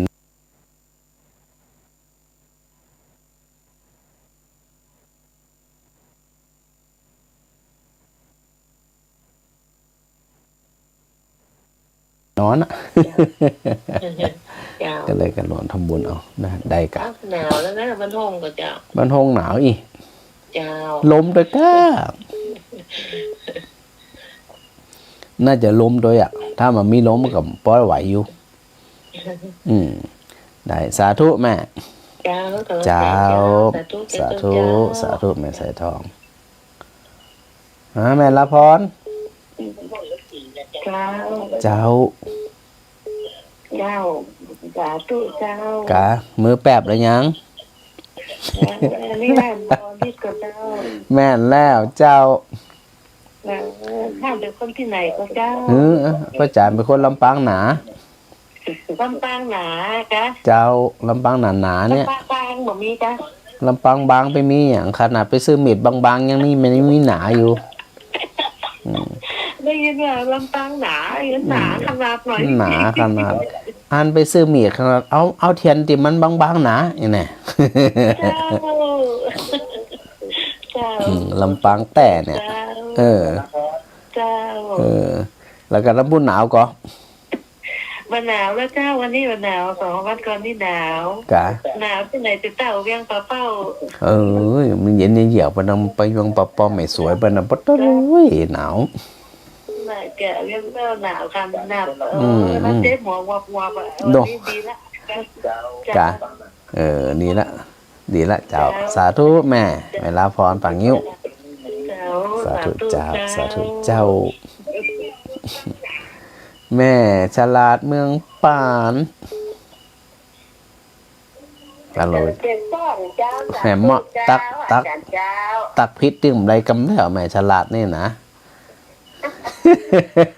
พอดีพระอาจารย์เมมไว้อันมันคืนมันยังคืนเมืองปานอยู่มันยังเหมือนคืนอันอย่างก็เจซ่อนนะ เจ้า เจซ่อนนี่หนาวแน่นอนอ่ะ หนาวได้กันเดี๋ยวก็ต้องหนาวเดี๋ยวนี้ กะนอนสถาเนี่ยเอาเปรียบดูเจ้าเนอะสถานอนฟังธรรมะเนี่ยห่มผ้าฟังกันสบายเนี่ยนะ เจ้า สถานี่สุขใจ มาฟังให้แกรู้ฟังเปิดตั้งแต่เข้ามาตั้งแต่แบบนั้นแหละแล้วก็เรื่อง มันตึงติดๆอย่างน้อยเจ้า โอ้ยก็แปลกแล้วเนี่ยนะ มันดึงต้องใจความพยายามน้อยหนึ่งเพราะว่าอันโดยเฉพาะวันนี้เนี่ย มันใจแล้วเมื่อเก่าในใจนะ กับเบอร์เก่านี่แหละเจ้าวันนี้อันคลื่นสีขาวเปิดเชื่อมสัญญาณหึ่งอย่ามันนับไปถั่วเจ้าสายล้อคิ้วกันเต็มพัดอ่ะ กับปั๊บกันไปตามนั้นนะแม่เนาะเจ้าสบายดีนะแม่เนาะ เจ้าสบายดีเจ้าจังหวันเจ้าดีละสารสาเป็นอันก็อันเอ็กซ์ไซส์ตัวออกกำลังกายตัวอันอากาศเนอะ เจ้า เดี๋ยววันว่างจะไม่แอลแถวๆเจซ่อนเมืองปานบุญอ่ะ เจ้ามาแอลกินไข่เสียน้ำแหล่เลยเจ้าอยู่ใกล้หันกะแม่อยู่ใกล้อันน้ำแหล่หันกะเจ้าอ๋อแหละเจซ่อนปุ่นเนาะได้เดี๋ยวว่างจะแบบขึ้นไปเนอะเจ้าสาธุแม่สาธุเจ้าแม่เจนจิราเจ้ากาลังจ่าเจ้าจ้ะกี่ครั้งละกดมากี่ครั้งละเป็นชิปข้างเสาข้างเจ้า เป็นเสียงเป็นเสาข้างเองกดแต่เนออย่างปันล่นปันเหลือ วันนี้อันคลื่นสีขาวเปิ่นเชื่อมสัญญาณฮือเนาะก็เราไปทัวร์อัน8จังหวัดภาคเหนือเนี่ยเจ้าเนี่ยไหลไปไหลมาฟังไปฟังมาปะละปะละอีอันครั้งแรกหาเดิมปะอีเจ้าหาไหลกระดาษเจ้าคือช่วงแรกเนี่ยพระอาจารย์อันนำเทพออกจากหนึ่งจากว่าติดงานเจ้างานอันเอกสารเนี่ยนะเจ้าอันนี้ยังแล้วเดี๋ยวนะเดี๋ยวอันพอจบรายการแล้วยังแล้วใจเดี๋ยวนะเดี๋ยวก็ไปทำเอกสารอยู่นะนี่นะร้านแต่บ่ได้ฟังอ่ะเนาะนั่นน่ะเป็นอันทำมันแน่นแต่กับบางทีก็อันเอาเทปออกผ่องอย่างผ่องอีเนี่ยหนาวก็ต้องพูดหนาว2-3 วันนี่หนาวเจ้าหนาวอีเจ้าหนาวกะอันนางกะหิงไฟเผาข้าวหลามมันนึกหายว่าอาจารย์หนาวก็หนาวอยู่เหมือนกันนะเจ้าเนี่ยเริ่มเย็นจะเยือกแล้วนี่ขนาดแบบมีลมนะถ้าลมซ้ำให้เจ้านี่ก็มีอยู่ลมนะเจ้าถ้าลมนี่หนาวเนี่ยนอนอะสถานนี่นอนห่มผ้าฟังธรรมะเนี่ยได้ละจะได้กระทับทายกันสาธุนะแม่เนอร์แม่เจนจิราสาธุเจ้าสาธุเจ้า แม่คำนวณดินน้ำจะซ่อน เจ้ากับไอ้สาวเจ้า เจ้าคนจะซ่อนเนี่ยอันก็ก็น้ำก็น้ำตกอ่ะเนาะ เจ้าอันนั่นโต๊ะกิสอนเจ้า ไก่หันก่อนอันจากบ้านดินดำไปอันตีน้ำตกไก่ก่อน น้ำก็ใส่เองเก่านะ กี่กิโล เอาอันกับไปอาบน้ำอาบหยังปุ่นเก่า กี่กิโล สัก4 กิโลฮะ จากดินดำไปนี่นะ บ่ถึง10 โลนะเจ้า อ๋อคำเดียวนะกะ เจ้า แบบเดียวอะหนาวแน่นอนอันทั้งพุ่นนะ วันนี้ได้ฟังวิทยุแล้วเจ้ากลับมาบ้านแล้ว กลับมาเรียบร้อยแล้วนะนี่นะ เจ้าตะกี้สอนอ่านในอันเป็ดบุเปิงมีเปิ่นว่าเป็นเทพเปิ่น เจ้าครั้งแรกอันตอนต้นรายการพระอาจารย์อันนำเทปขึ้นอย่าอันถึงน้องแอมเอาเทปขึ้นปรากฏว่า กระซ้อหาตึงมีแต่เป็นเทพ เจ้าพอดีอันเคลียร์เอกสารแล้วผ่องอีเนี่ยก็เลยมาอันออกรายการสดเหียอันดูสถาเป็นโทรหากันเต้นเนอะ จะได้อยู่ไกลอยู่ไปฟังธรรมไหม นั่นน่ะก็ถึงหวานนั่นแหละกะ จะได้ให้ฟังมันอยู่ไกลเนาะ แต่อันมันหับสถานีบัไดเนาะแม่เนาะ เจ้า สถานี106.5 เมกะเฮิรตซ์เดี๋ยวหาเวลาก่อนถ้าอาจจะบางชั่วโมงอาจจะเชื่อมสัญญาณของคลื่นสีขาวอยู่ไหม เจ้า เพราะว่าFacebook ก็คงวันค่ำ ได้ยินกา แม่นครับ ถ้าได้ยินนี่ก็จะได้แต่ว่าได้ยินเดี๋ยวแปะเดี๋ยวนี่เนาะแปะเปิ่นยังได้ยินอันป่น แปะ อั ก็ น มาได้ยินลำปางเหมือนกันเจ้า แต่อันเจโฮมกับจะได้ยินนะเจโฮมวังเหนือนี่นะ จิโฮมกับได้ยินกะ มันได้ยินเจ้า มันมาตั้งเพศแล้วเนาะ สงสัยมันใครขึ้นเหนือ ว่ากันไปตามนั่นนะแม่เนาะ เจ้าชัดเจนนี่นะจอนเนอร์ ชัดเจนสาธุเจ้าแม่คำนวณ เจ้ากับไอ้สาเจ้า สาธุเจ้า ฮะฮัลโหลแม่สีพันธุ์ ไม่ต่อเจ้า เจ้า โอ้โหวันนี้กดแต่เลย กดแต่กดว่าอีกหับซักเตี่ยอีก อันนำมาเอาเก่งเอายากเนาะจักท่องง่ายท่องอะไร วันนี้อันเชื่อมสัญญาณไปทั่วภาคเหนือเจ้ามันก็เลยอันหยาบหน่อยเจ้าแน่นเอ็ดเลยนี่แน่นดู ว่าโทรศัพท์เสียไม่อย่างแบบตีนี้เนาะ บางคนเนี่ยโทรเป็น20-30 เตือยังไม่ได้หับกับมี เป็น50เดือนแล้วก็ ดูโอ้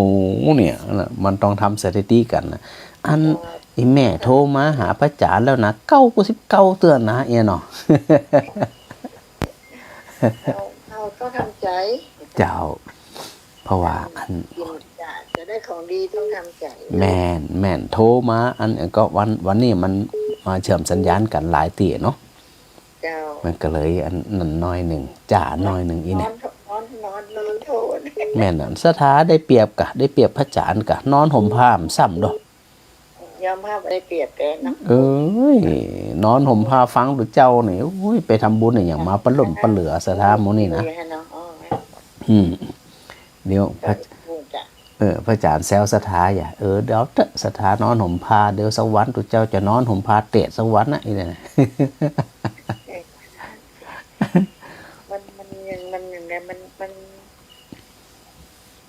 มันอย่างไรอ่ะมันหนาวอ่ะนะ เจ้ามันหนาวอย่างยี่เดียมันเนาะเขาบอกมีงานอย่างเรามีอย่างเดียวใจเห็นความจ้ะก็นั่งก็สบายใจแม่นอนนอนสบายห่มผ้าหม่อนจะตาย แล้วก็จริงๆแล้วมันก็บดีนะเนาะ นี่อย่างบดี เอาเปรียบ มันเป็นอย่างไปนอนไปแม่อันจะไปทรมานตัวเก่ามันหนาวก็ห่มผ้านอนนะกะไปเดือดร้อนเนี่ย ธนาคารนี่อย่างก็ ธนาคารทหารไทยเจ้า อย่างก็ธนาคารทหารไทย เจ้า อย่างธนาชาตินี่ไม่แจ้งแต่เจ้า อันเดียวกันนะเจ้าธนาคารทหารไทยธนาชาติเพราะว่า เดี๋ยวนี้เนี่ยธนาคารทหารไทยแต่เปิ่นไปควบรวมกับธนาชาติดังนั้นเวลาเปิ่นออกมาเปิ่นออกที่ทีบีก็คือธนาคารทหารไทยธนาชาติเนี่ยเจ้า ร้านนอก เจ้าเบอร์ เอาไปทำที่ไหนบ้างนะ ก็ เราก็อยู่ในชาตินั่นแหละ โดยปกติสำหรับคนที่เปิ่นอันโอนจากมือถือเป็นก็โอนคำเดียวน่ะเจ้า มือถือแม่มันโอนมาได้โน เอาเฉพาะคนที่อันลองถามเขาที่เขาสะดวกอะเจ้าแหม ร้านก็เชื่อให้ร้านโอนร้านต้องไปทำงานที่ไหนก็บอกโง่ อ๋อจริงๆอะ เป็นนมแล้ว จริงๆถามไผก็ได้ก็แขวอันละเล็กรอนเดี๋ยวนี้เขาเป็นหมดอะเอาตังค์ให้เขาโอนนึงนะกำเดียวน่ะเจ้า ก็อันไม่ได้อันถ้าคนในบ้านนี่ไม่ได้โอนให้ไม่ได้ กะ เขาจมเขาว่าเอานี่โอ้ยสตังค์นี่หรอกเอาไปโอยอย่างไรเพื่อนไม่ได้เอาไปซื้อเสื้อไปเลยลุยเนาะ แม่น บุญเนี่ย เออ ทำกับใครได้นะ นั่นน่ะ ทำบุญมันบ่มั่วนะไม่ได้ทำบุญมันบ่มั่ว เจ้าเอาให้มันเหมาะสมนี่ก็ให้สะดวกให้มันเหมาะสม เดี๋ยวนี้นั่นก็กับพระเจ้าเขากับพระเจ้ามาขอใจกับพระเจ้ารู้เนาะ เจ้า มอเฮาบ่เดือดร้อนอ่ะ ถูกต้องนั่นน่ะต้องให้อยู่ได้อย่างใด สบายบ่ต้องห่วงอีกอย่างไง แม่นเจ้าแม่น จะไม่โจทย์เอาที่เพิ่นถามกันเนี่ย32810798891 ถูกต้องเจ้า เจ้า เอาตามสะดวกนะ เพิ่นท่านบอกอาจารย์บอกแล้วแม่ก็โจทย์เอาเนี่ยกัน น่ะ เอาสะดวกนะแม่นะ เจ้า เจ้าสาธุสาธุเจ้า ธนาคารก็ได้แล้ว ได้เลย ก็ได้แล้วเนาะ เจ้าจะได้กะถ้าโอนแล้วอย่างแล้วก็จะไปลืมบอกพระอาจารย์ตัวจะได้ประกาศอนุโมทนาตัวเนาะ เจ้า ขอให้มีบุญมีวาสนาเถอะ เจ้าบุญรักษาเนอะ มีคนโอนซื้อตังค์ให้ก็ใช้ได้แล้วที่จะเปลี่ยนโทรศัพท์อะไรจะบ่ง้อเขาละ นั่นน่ะสาธุแม่ เจ้าสาธุเจ้า อนุโมทนาทุกสิ่งทุกอย่างนะ เจ้า เจ้าก็ แม่แสงละแม่แสงละแม่ขจาร เจ้าก ะมือแปบยังวันนี้ เจ้า วันนี้มือแปบหรือยัง โอ้ก็เป็นร้อยค่ะตัวอ้วนแก้วมันหนาวดิ เออ เป็นตึ้มไก่หับข้าวมันไก่เนาะ มันไกลอีก มันหนาวอ๋ออันแม่ขจารแม่อยู่ใกล้ๆกับอันน้ำตกวังแก้วกะ หนาวเนาะ มันหนาวกะ แต่ โอ้ แต่ว่า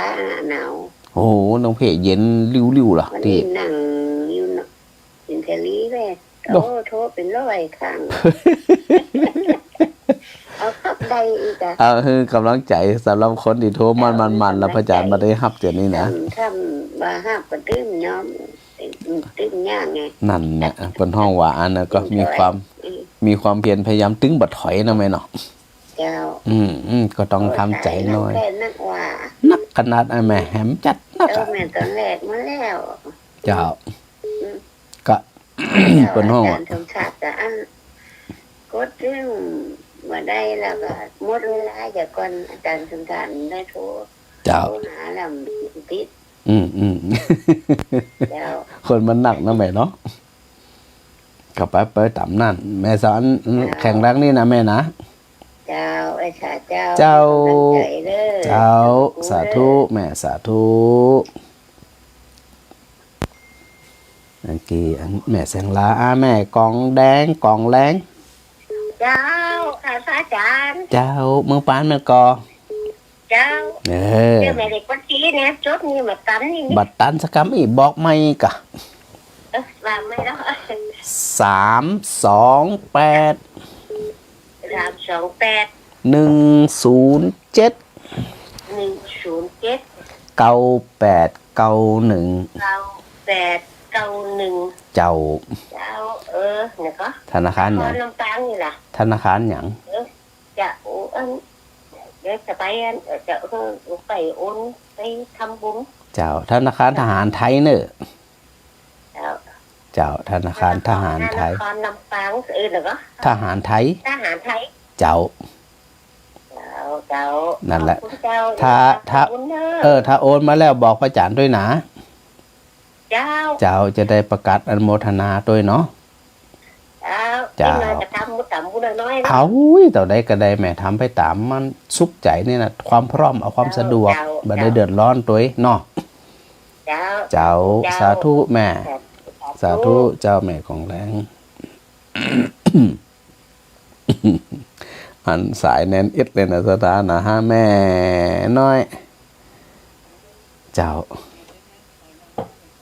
กะเอางานขาวดำมันหนักนะ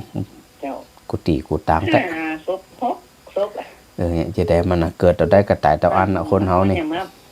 รวมกันแต่ยังไม่ได้เสียกันนั่นหนึ่งสอง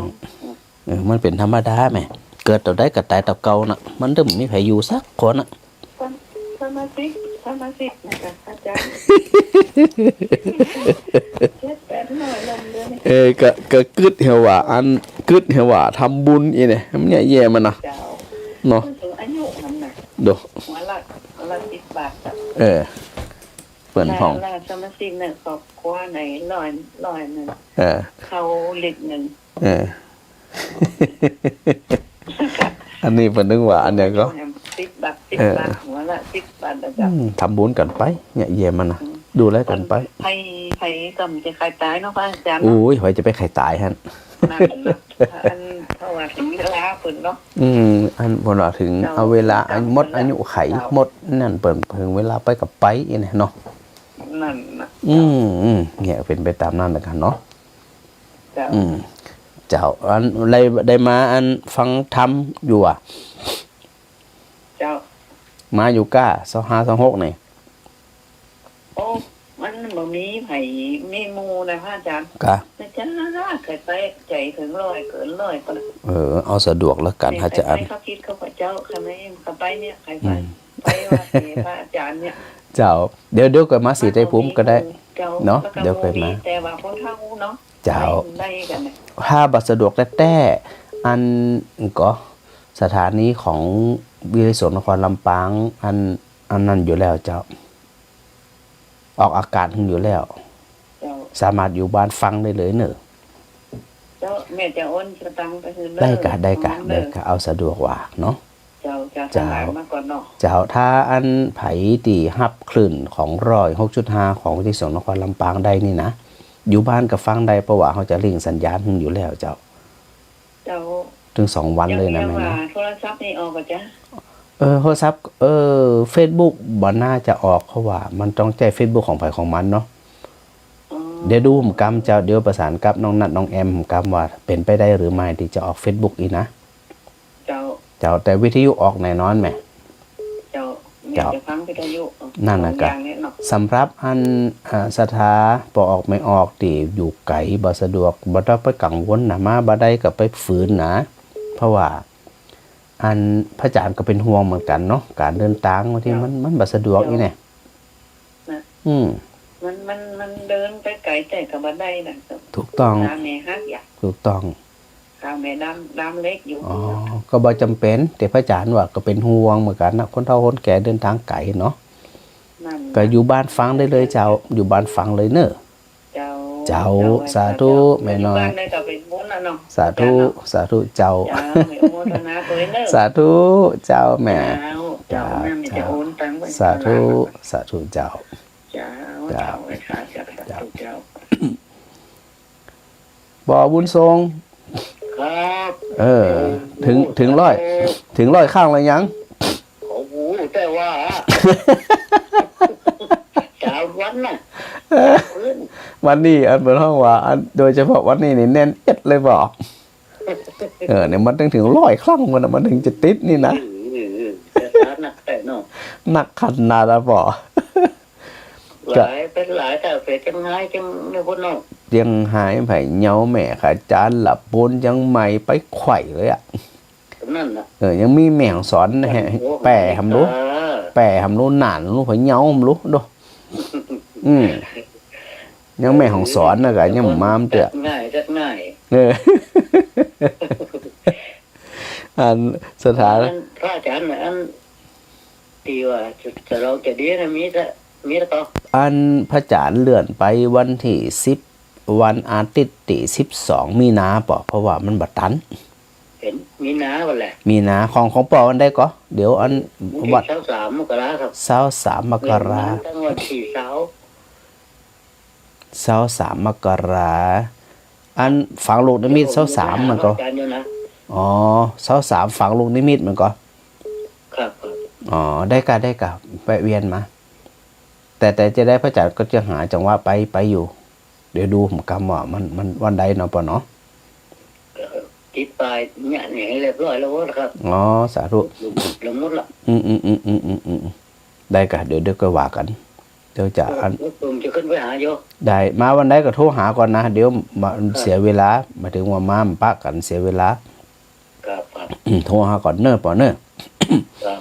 โอเค สาธุปอ ครับสาธุครับ สาธุล้อคิ้วทำจัดนัก 3 วัดนะ สาธุปอมทรง ครับครับ บันดาลธรรมค่ะสาธุแม่มดยังแสนโทรมาใหม่โอ้ยเบิ่นต้องมีความเพียรพยายามแตะนะ หลายสายที่เพิ่นโทรมาพระอาจารย์บัดนี้ครับนะแม่ม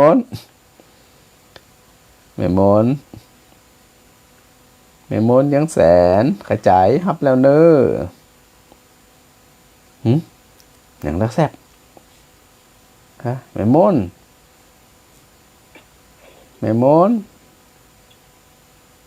ครับแล้วนะนั่นเตอะแม่มด เจ้า Chào. รอจนหมูมึงก็แปะหลานน้อยคนรับเดี๋ยวหลานแล้ว Là nói bà lắm họ mua bà bẹp kỳ lòi kỳ khang là cột má đi พ่อคุณถอยคนน่ะ bên lòi bên này หลานน้อยคนรับเนี่ยหลานน้อยบอกถ้าไปได้ฟังก็นอนไปรับ แต่รับไปเห็นแล้ว เราเดี๋ยวนี้ใครฟังทำมหาจารย์เนาะ เจ้า หาอยู่แบบนี้ นั่นน่ะไอ้แม่อยู่อันก็เจียงแสนน่ะอันคลื่นของ มันจะแสนเจ้า เจ้า106.5เนี่ยของวิทยุนครลำปาง จำนี้เจ้า โดยปกติแม่ฟังเฉพาะวิทยุก็บ่ได้ฟังจาก Facebook มันก็ เจ้าได้ฟังแหละฟังกับวิทยุเนี่ย โอ้2-3 คืนนั่นฟังบัดรัวไข้บัดได้สบายใจบ่ดีอ่ะบ่ได้ฟัง มันเป็นหยัง มาขึ้นมาใครดี อ๋อเจ้า บ่ได้ยินทีว่าอาจารย์เจ้า ก็แต่วันนี้ชัดเจนก็แม่ โอ้วันนี้ชัดเจนโทลำใจดีหน่อยหนึง ต้องขอบคุณท่านอาจารย์พระครูอภิวัฒนวิกรมแล้วก็ในของเครือข่ายคลื่นสีขาวทุกๆสถานีบ่ว่าจะเป็นพระสงฆ์องค์เน้นครูบาอาจารย์ แล้วก็สถาญาติโยมเจ้า อาจารย์บอกรับเด้ออาน้อยว่าไม่ย้ายเข้าใจเด็กนะ รับเห็นแล้วอี รับเพิ่นเห็นได้ อายุ เจ้า อายุกี่ปี 11เจ้า อ๋อ11เหมือนกับน้องวันชนะแม่ยิงก็ประจาย ประจายเจ้า อ๋อเหมือนวันชนะเลยวันชนะก็11ปีเจ้า จัดแล้วแกสอบไปหินไปการ อ๋อ มาจากนี่ก็เคยทำบุญมา นั่นน่ะอันจริงๆอ่ะทำบุญที่พระอาจารย์อูอยู่เสมอว่าทำบุญมีหลายอย่าง เช่นการฮื้อตานการรักษาศีลการทำความดีการช่วยเหลือการประพฤติน้อมถ่อมตน การฟังธรรมการสนทนาธรรมหมู่นี้เนี่ยโอ้ยเป็นตังบุญทั้งนั้นนะเจ้า ก็นะมีมนต์ว่าโอ้วันแต่วันนี้ใจดีวันที่ขึ้นดีว่านะ อ๋อ วันนั้นโทรเขาพระอาจารย์บ่ได้ฟังอีกจ่าน้อยบ่ว่าไม่ย้ายเอาเลยเข้าใจ เหล่งไหนก็ได้แหละเป็นร้อยเดียวแล้วแม่เนาะ เจ้า แต่ดีละได้ฟังคนเล็กละน้อยนะแม่เนาะ ว่าอาจารย์ เจ้า ทำมันเดี๋ยวฟังหาอาจารย์เขาออกวิทยุด้วยถึงดึก วิทยุออกอยู่แล้วเจ้าแต่ว่าอันไอ้แม่จะบ่ได้ยินเนี่ยก็เพราะว่ามันบ่ได้คลื่นสีขาวมันบ่ได้เชื่อมสัญญาณอ่ะ เจ้า เดี๋ยวต้องหาวิธีอู้ทำกรรมมาเจ้าว่าอันเป็นไปได้หรือไม่เพราะว่าครูบาอาจารย์ นะว่าอาจารย์น่ะบ่ได้ฟังหนึ่งหวนใจอ่ะ ดีละฟังทำ เอาไปฟังข้อนี้ตานี่แล้วแม่ก็รับดีหลงใจ รับสบายเนาะ บ่ได้คิดอันเนี้ยสบายใจ แล้วรายการของพระอาจารย์ก็รับม่วนนี่นะเนาะแม่เนาะ ตัว วันได้ฟังธรรมเนี่ยสวดมนต์เนี่ยก็สามารถแพทย์ให้ใจเจ้า ร่างกายได้สมบูรณ์ตัว ดีละจะได้กระบวนทักษาเนอไม่หมนเนอ เจ้า สาธุสาธุเจ้า จัดเจ้า สาธุเจ้า เจ้าเจ้า สาธุละสถาหมันโทละกันนะ หลายคนหลายท่านโทรมาแล้วพระอาจารย์บ่ได้รับนะถ้าพาบ่ามีความเพียรนี่บัดได้เนาะแม่วลีแม่วลีฮัลโหลแม่วลีรับแล้วนะแม่วลีฮัลโหลฮัลโหลฮัลโหลรับแล้วนะแล้วปัญหาเนี่ย4 ชั่วโมงนั่นแหละ1 ชั่วโมง 40 นาทีเนี่ยโทรหาอาจารย์เนี่ยโทรศัพท์มันร้อนไปหมดละ กี่ครั้งแล้วกดมากี่ครั้งละ1 ชั่วโมงกับเท่าไหร่40 นาทีอาจารย์คิดดูมันเท่าไหร่โอ้โหมันเนี่ยมันแตกติดยากมันแน่นมากเลยแม่สายเยอะมากเลยขนาดบอกห่มผ้านะอาจารย์บอกห่มผ้าห่มที่ไหนโคตรจนตัวห้อนแล้วเนี่ยเราจะพูดอะไรเลยลืมไปหมดเลยใช่ไหมมันลืมไปแล้วอะไรที่จะพูดกับอาจารย์นั่นแหละหลายคนจะเพราะว่าวันนี้เนี่ยคลื่นสีขาวท่านเชื่อมสัญญาณให้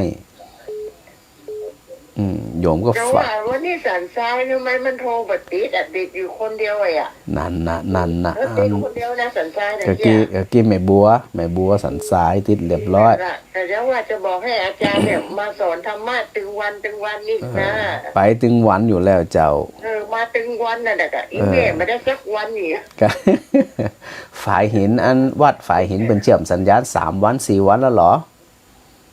ก็แม่แต่อีแม่ก็ฟังแต่วิทยุอาจารย์แม่ที่นี้นั่งกับเขาเนาะถ้าวัดฝ่ายหินเป็นมาเชื่อมสัญญาณบัดได้ยินกันนักเจ้าแต่ละว่าบอกถ้าวันนี้2 ชั่วโมงนี่บัดได้จิอัดทานขนาดเลยนะกดสถาโคดพระอาจารย์เนี่ยพระอาจารย์หูเรื่องสบายใจรับม่วน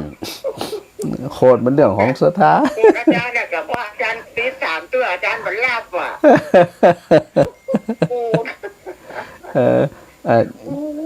วันนี้ทำไมลูกศิษย์อาจารย์นี่เยอะมากเยอะจะสายแน่นเนี่ยอันนี้ก็รอกันเป็นคิวกันยาวเลยเนี่ยตุ๊ดหลุดบอกให้อาจารย์มาตึงวันเนี่ยได้สอนธรรมะคนญาติคนโยมเนี่ยเนี่ยก็มาตึงวันนะกันโดยที่พระอาจารย์บอกนะก็ว่ารายการพระอาจารย์ในสนทนาธรรมใกล้ๆนี่จะไปฟังเทศมหาชาติเนี่ยอยู่สักไกลเลยเขาเนาะไม่ได้ป้าไม่เป็นไรเอาสะดวกแต่ก็ถ้าแต่ได้ฟังของดอยสุเทพอยู่นะอาจารย์จ้ะได้ฟังของดอยสุเทพอยู่อีแม่เพราะว่าอีแม่ก็ทำบุญไปที่ดอยสุเทพแล้วเขาเสื่อมใส่ลงมาให้ฟังด้วยก็ดีละเป็นจบเลยบูชาปีตัวเองจ้ะอันนี้ก็เดี๋ยวท้ายๆพระอาจารย์ก็จะบอกอีกทีนึงเนาะเผื่อใครจะอาจารย์ต่อมาก็ได้ฟังอยู่ได้เลยเดี๋ยวพระอาจารย์ก็เดี๋ยวหาวิธีก่อนจ้ะเนาะแม่เนาะจ้ะสาธุทุกวันนะจะได้ฟังพระอาจารย์มาทุกวันอยู่แล้วจ้ะสถานีของลำปางอาจารย์นี่สบายใจดีเนาะสบายใจอย่าไปเครียดนะเจ้าสาธุแม่วันนี้สาธุเจ้าสาธุเจ้าวันนี้นอนมารับแล้วสาธุแม่สีทอนเมียงหนองรองเจ้ามาสาเจ้าฟังอยู่เลยเจ้ากดมาเมินในอย่างนี้โคตรอันตะกี้โคตรเราต่อเจ้าตอน8 โมงเป็น50 รอบเป็น 50ภาคกิจกรรมแล้วก็มากดมาเดียว นั่นน่ะสายมันนักแหมวันนี้นะ เจ้ามันแน่นขนาด แน่น เจ้า ขนาดเลยเจ้าตึดตัดวันขำขึ้นหุ่งแล้ววันนี้นะ ฟังอยู่นะเจ้า เจ้า ชัดเจนดีเจ้า เจ้าสาธุแม่สีทอน เจ้า เจ้า ไว้สาเจ้า เจ้าสาธุจากแม่สีทอนกับมาแม่สีจันทร์ห้วยส้มแม่สวย เจ้า เจ้า ไว้สาเจ้า สาธุแม่สาธุชัดเจนดีก่อน ชัดเจนนิดเนอร์ ชัดเจนดีกะ เจ้าฟังจากแม่ขจามเจ้า กดมากี่ครั้ง กดมากี่ครั้ง วันนี้โชคดีหน่อยกู2-3เจ้า แสดงว่าจกดีขนาดวันนี้นะ โชคดีขนาดวันนี้ จด นะ ของข้างมงคลกดเป็น100ครั้ง ขนาดวันนี้มีโชคดีขนาดแบบ เออ กดมากี่ครั้งเนี่ยได้แล้วเนี่ยเจ้า เจ้าจะกระทักทายกันเนาะแม่เนาะ เจ้า สาธุเจ้าแม่ เจ้าสุขภาพเด้อ สาธุ แล้ว สาธุเจ้า สาธุ เจ้า เจ้า ฮัลโหล เราเจ้า ฮัลโหลเจ้าไผก็ เราคำใจเจ้า แม่หยัง เราคำใจ กะ เราคำใจเจ้า ดอกคำไตแม่หยัง แม่บัวคำเจ้า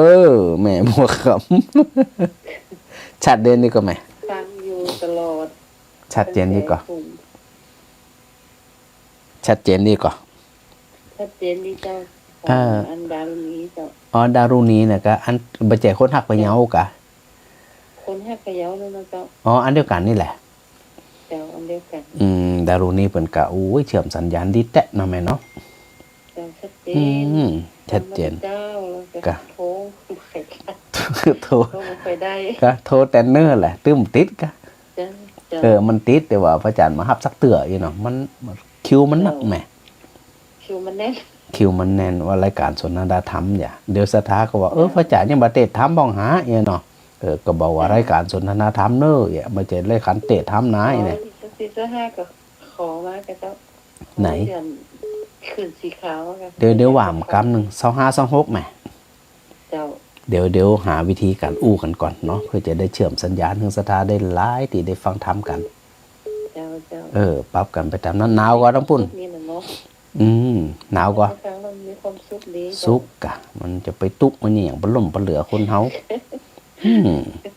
จะไปตุกมันต้องซุกไว้ก่อน สุขไว้ก่อนเป็นไว้ทีหลัง ตุกอยู่บนห้องว่า ตุกให้มันเกิดหยากซุกให้มันเกิดง่ายๆอีเนี่ย ง่ายๆเจ้า อย่าไปให้มันฝังเกิดแต่ตุกนั่นนะเอาซุกไปก่อนเนอะ เจ้า เจ้าสาธุแม่บัวค เจ้า ำเจ้าสาธุเจ้า แม่บานเย็นสีหมวดเกลา เจ้าอุตส่าห์เจ้า เจ้า มีว่าเก้าวันนี้ตัวหนาวตัวไรเจ้า ปะหนาวอีสบายอี นอนฟังว่าจับโคมฟ้าอยู่แหละ นานสบายใจตามสบายเถอะ ต้องเสียตัวเจ้าเกินไปนะ เป็นหยังเดี๋ยวสักกรรมตัวเจ้าของห่มผ้าเหมือนกันนะตึมความยอมเสียเปรียบกับสถาอยู่แล้ว เดี๋ยวก็ห่มผ้าเหมือนกันนะฮะแล้วนี่นะยินดีเจ้าสิมาเก้าสักเกม เจ้าสาธุไปเรื่มมาฟังธรรมด้วยนะ2526เนอะ เจ้า เจ้าสาธุแม่ เจ้า เจ้าแม่วิไล เจ้าโอ้ โอ้โห ถูกเลย นับมาถูกเลยนี่นะ ตั้งแต่เจ้าวันอาทิตย์มาเดียว ครับ นะติดยาวแต่ว่าพระอาจารย์มาได้รับนะเจ้า ไปได้ห้ามอย่างมันติดสายกันติ๊กอ่ะ เจ้า โอ้ สายนั่นสายนี่สายนั่นสายนี่มาดึมได้พักอ่ะ เจ้าเจ้าก็บอกย้อมกันเลย ไปก้านอย่างง่ายๆคนเฮานี่เอาจนติดพุ่นอากาศยำไปเนาะแม่เนาะ เจ้า แม่มีไรอยู่ไหนก็ อยู่ดองคำใจ ไต้เจ้าดอกคำไตพระอาจารย์บ่ได้อันบันทึกไว้บันทึกแต่ว่าแม่วิไลบ่ได้บันทึกว่าอันดอกคำไตเจ้าดอกคำไต้เจ้าเดี๋ยวพระอาจารย์ร่องบัวลอยเจ้ากะแม่วิไลน้ำเพ้อเนี่ยเจ้ากะโอ้อันตั้งพะเยาตั้งดอกคำไตเปิดฟังธรรมกันหลายแม่โอ้ฟังนะเจ้าหันนั่นอันก็แต่ละคนแต่ละท่านฟังมานี่นะโทรมานี่นะนี่ขนาดโทรนะที่บ่โทรทำจัดนักแม่เป็นบรรบัสะดวกโทรเนาะไปก้านจะได้ก็แต่เจ้า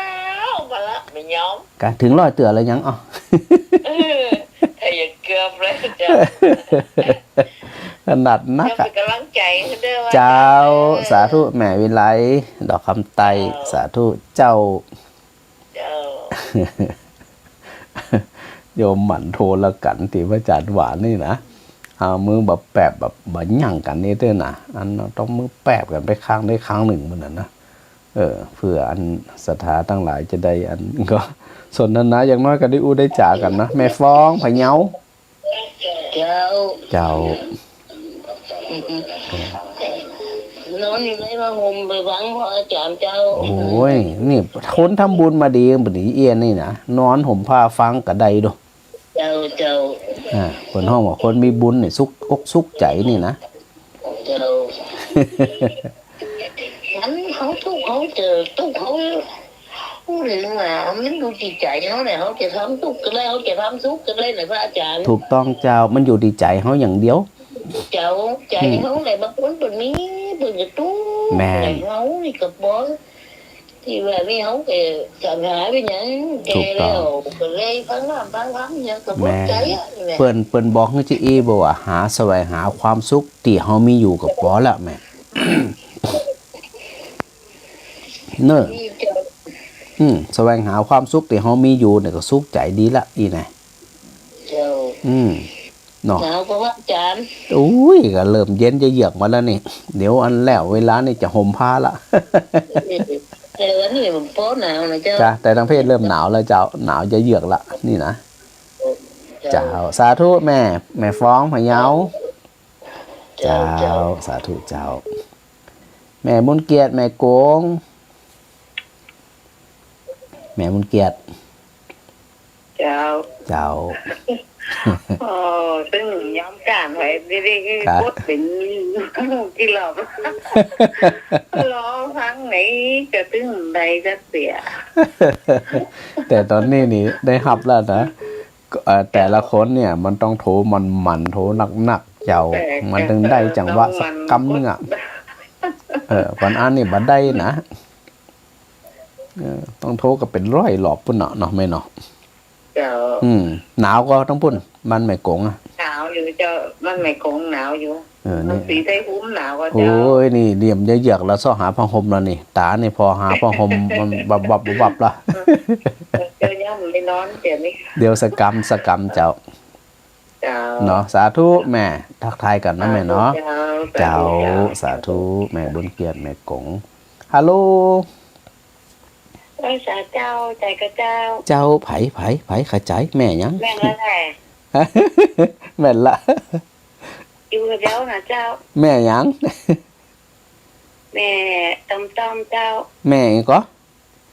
แม่ต้มเจ้าแม่ต้มก็แม่ต้มตู้จื่อเป็นยังมะๆแต่ว่าต้มนี่ฮะอำเภอเมืองนะเจ้าอำเภอเมืองกะพังอยู่เนี่ยเดี๋ยวรับเตี้ยกะมันจะว่านอนห่มผ้าสบายแล้วอีถ้าพังแล้วกันแกจุบแล้วกันรับอันนอนห่มผ้าก็มานอนห่มผ้าประเดี๋ยวนี้เจ้างานหวานแล้วขอบคุณเจ้าเจ้าแม่ต้มแม่วันดีเจ้ากี่รอบแล้วอ๋อโอ้ตั้งแต่8 โมงบ่ายนี้ก็จะ10 โมงนี่แหละพระอาจารย์โอ้นักกันแต่คนใดก็โอ้กันน้องขนาดนักว่าเดี๋ยวนี้นะคนที่เปิดเด็กบอก2 รอบที่เปิดกระบุญของเปิ่นห้องว่าจังหวะแม่จังหวะพอดีอีเนี่ย เจ้า มัน เพ ได้ ราะว่าได้ยินเสียงอาจารย์แล้วได้รับโทรศัพท์แล้วดิเอ ม่วนใจ ม่วนใจรับดีจื่นใจ โอ้ย ฮะ ตื่นรอฟังอย่างเนี้ยแต่ว่าวันซื้อนี่หนาวหน้าบุญวันนี้บ่หนาวนี่วันนี้นะ แต่สีได้ภูมินี่เริ่มหนาวแล้วเนอะแม่ เดี๋ยววันนี้นะ เนี่ยได้หับกันเรียบร้อยแล้วนะแม่วันดีนะ เจ้าพอได้ฟังเสียงพระอาจารย์แล้วดีใจละ สาธุ ได้รับดีนอนดีเด้อ ดีละ นะ เสียลูกบุญรักษาเนอะแม่เนอะ เจ้า เจ้า อาจารย์อยู่ดีมีสุขเนอะ เหมือนกันสาธุเจ้า ปลุกลงพลใจของสถา ได้เลย ฟังกันอย่างนี้เลยเจ้าเนอะ เจ้าสาธุเจ้า เป็นกำลังใจให้อาจารย์โตย เจ้าแม่วันดี เจ้า สาธุเจ้า หลายคนอันมันโทรนะสถานะอันโทรมาแล้วพระอาจารย์บัได้ฮับเนี่ย ก็มันติดสายเนาะหลายสายนะแล้วก็เดี๋ยวอันพระอาจารย์ขอประชาสัมพันธ์เนาะก่อนจะอันหมดเวลานี่นะสถานที่พระอาจารย์บัได้ฮับก็จะไปฟังอันหนึ่งก็น้อยอกมองใจเด้อเนอะวันนี้บัดตันกับวันหน้าถึงตันนะสถานะวิสุทธินครลำปางจัดงานอันต่างทำหลวงเป็นละครเนอร์วันนี้25 26ที่จะถึงเนี่ยนะ วันติด25วันติด26วันจันทร์นะสถานะก็มีการเทศน์มหาจารย์เนาะโดยเริ่มตั้งแต่วันที่25ประมาณสัก9 โมงเนี่ยนะสถานเนาะแล้วก็เดี๋ยวพระอาจารย์ทับอันปอบุญมีกัมปอบุญมี ครับ ปอบุญมีเมืองน่าน อาจารย์เขาหลอกพอดีเลย กะเก้ารอบพอดีเป็นสิริมงคลนี่นะเก้ารอบพระอาจารย์ได้ฮับนี่นะ โอเคได้ฮับเรียบร้อยแล้วเนาะปอเนาะจื่นใจแล้วนะจื่นใจละสาธุสาธุปอบุญมีเมืองน่านสาธุได้ฮับก็จื่นใจแล้วท่านสถานะ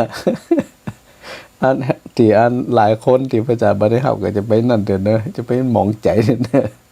เดี๋ยวว่าก่อนส่วนท่านใดดีสะดวกอันมาฟังธรรมอันเทศน์มหาจารย์ของวิริสงฆ์นครลำปางที่จัดที่ลำปางเนี่ยนะสถานะ2 วันเต็มๆเนอะ25กับ26ส่วนท่านใดที่บ่สะดวกเดินทางมาก็สามารถที่จะร่วมเป็นเจ้าภาพกันเทศน์ก็ได้จะหนักจะน้อยก็ตามอัธยาศัยเลยเอาสะดวกนะสถาบ่สะดวกกับฟัง10 นิ้ววันตากับปอละเนาะ10 นิ้ววันตาว่าเนี่ยเอามีโอกาสได้มาฟังในสถานที่หรือบ่มีโอกาสได้มาร่วมทำบุญตัวกับบ่เป็นหยังนะสถานะ10 นิ้ววันตาส่งจิตส่งใจเนี่ยให้จิตใจมีความสุขหรือท่านใดที่จะสะดวกสามารถที่จะโอนมาร่วมทำบุญตัวนะโดยสถาจะไปลืมว่าท่านใดที่โอนร่วมทำบุญเทศน์มหาจารย์นี่นะสถานะบอกพระอาจารย์ตัวเนอะว่าอันสถาไผที่ไหนตั้งใดโทรมาอันร่วมโอนมาทำบุญเต่าใดบอกพระอาจารย์ตัวนะหมายเลขของบัญชีธนาคารก็คือธนาคารทหารไทยธนาชาติเนอะสถาเนอะทหารไทยนะหมายเลขบัญชีคือ32810798891นะ32810798891ของธนาคารทหารไทยในสถานเนอะน่าจะได้เวลาหมดพอสมควรแล้วเนาะสถานเนาะเดี๋ยวตั้งคลื่นสีขาวผมก็จะตัดรายการหนึ่งจากว่าได้ตั้งเวลาไว้โดยปกติอยู่แล้วเนาะก็ขอโมทนาสถาญาติโยมทั้งหลายส่วนฐานได้ตีพระอาจารย์บัดนี้ฮับแหมหลาย10 สายนี่นะ ต้องขอสุภาอภัยด้วยเนาะจะได้กว่ากันใหม่ขอโมทนาสถาญาติโยมทั้งหลายอยู่ดีมีสุขโมทนาสถาญาติโยมทั้งหลายอยู่ดีมีสุขกันกูคนแล้วก็ถวายความเคารพครูบาอาจารย์ด้วยนะครับผมสาธุครับ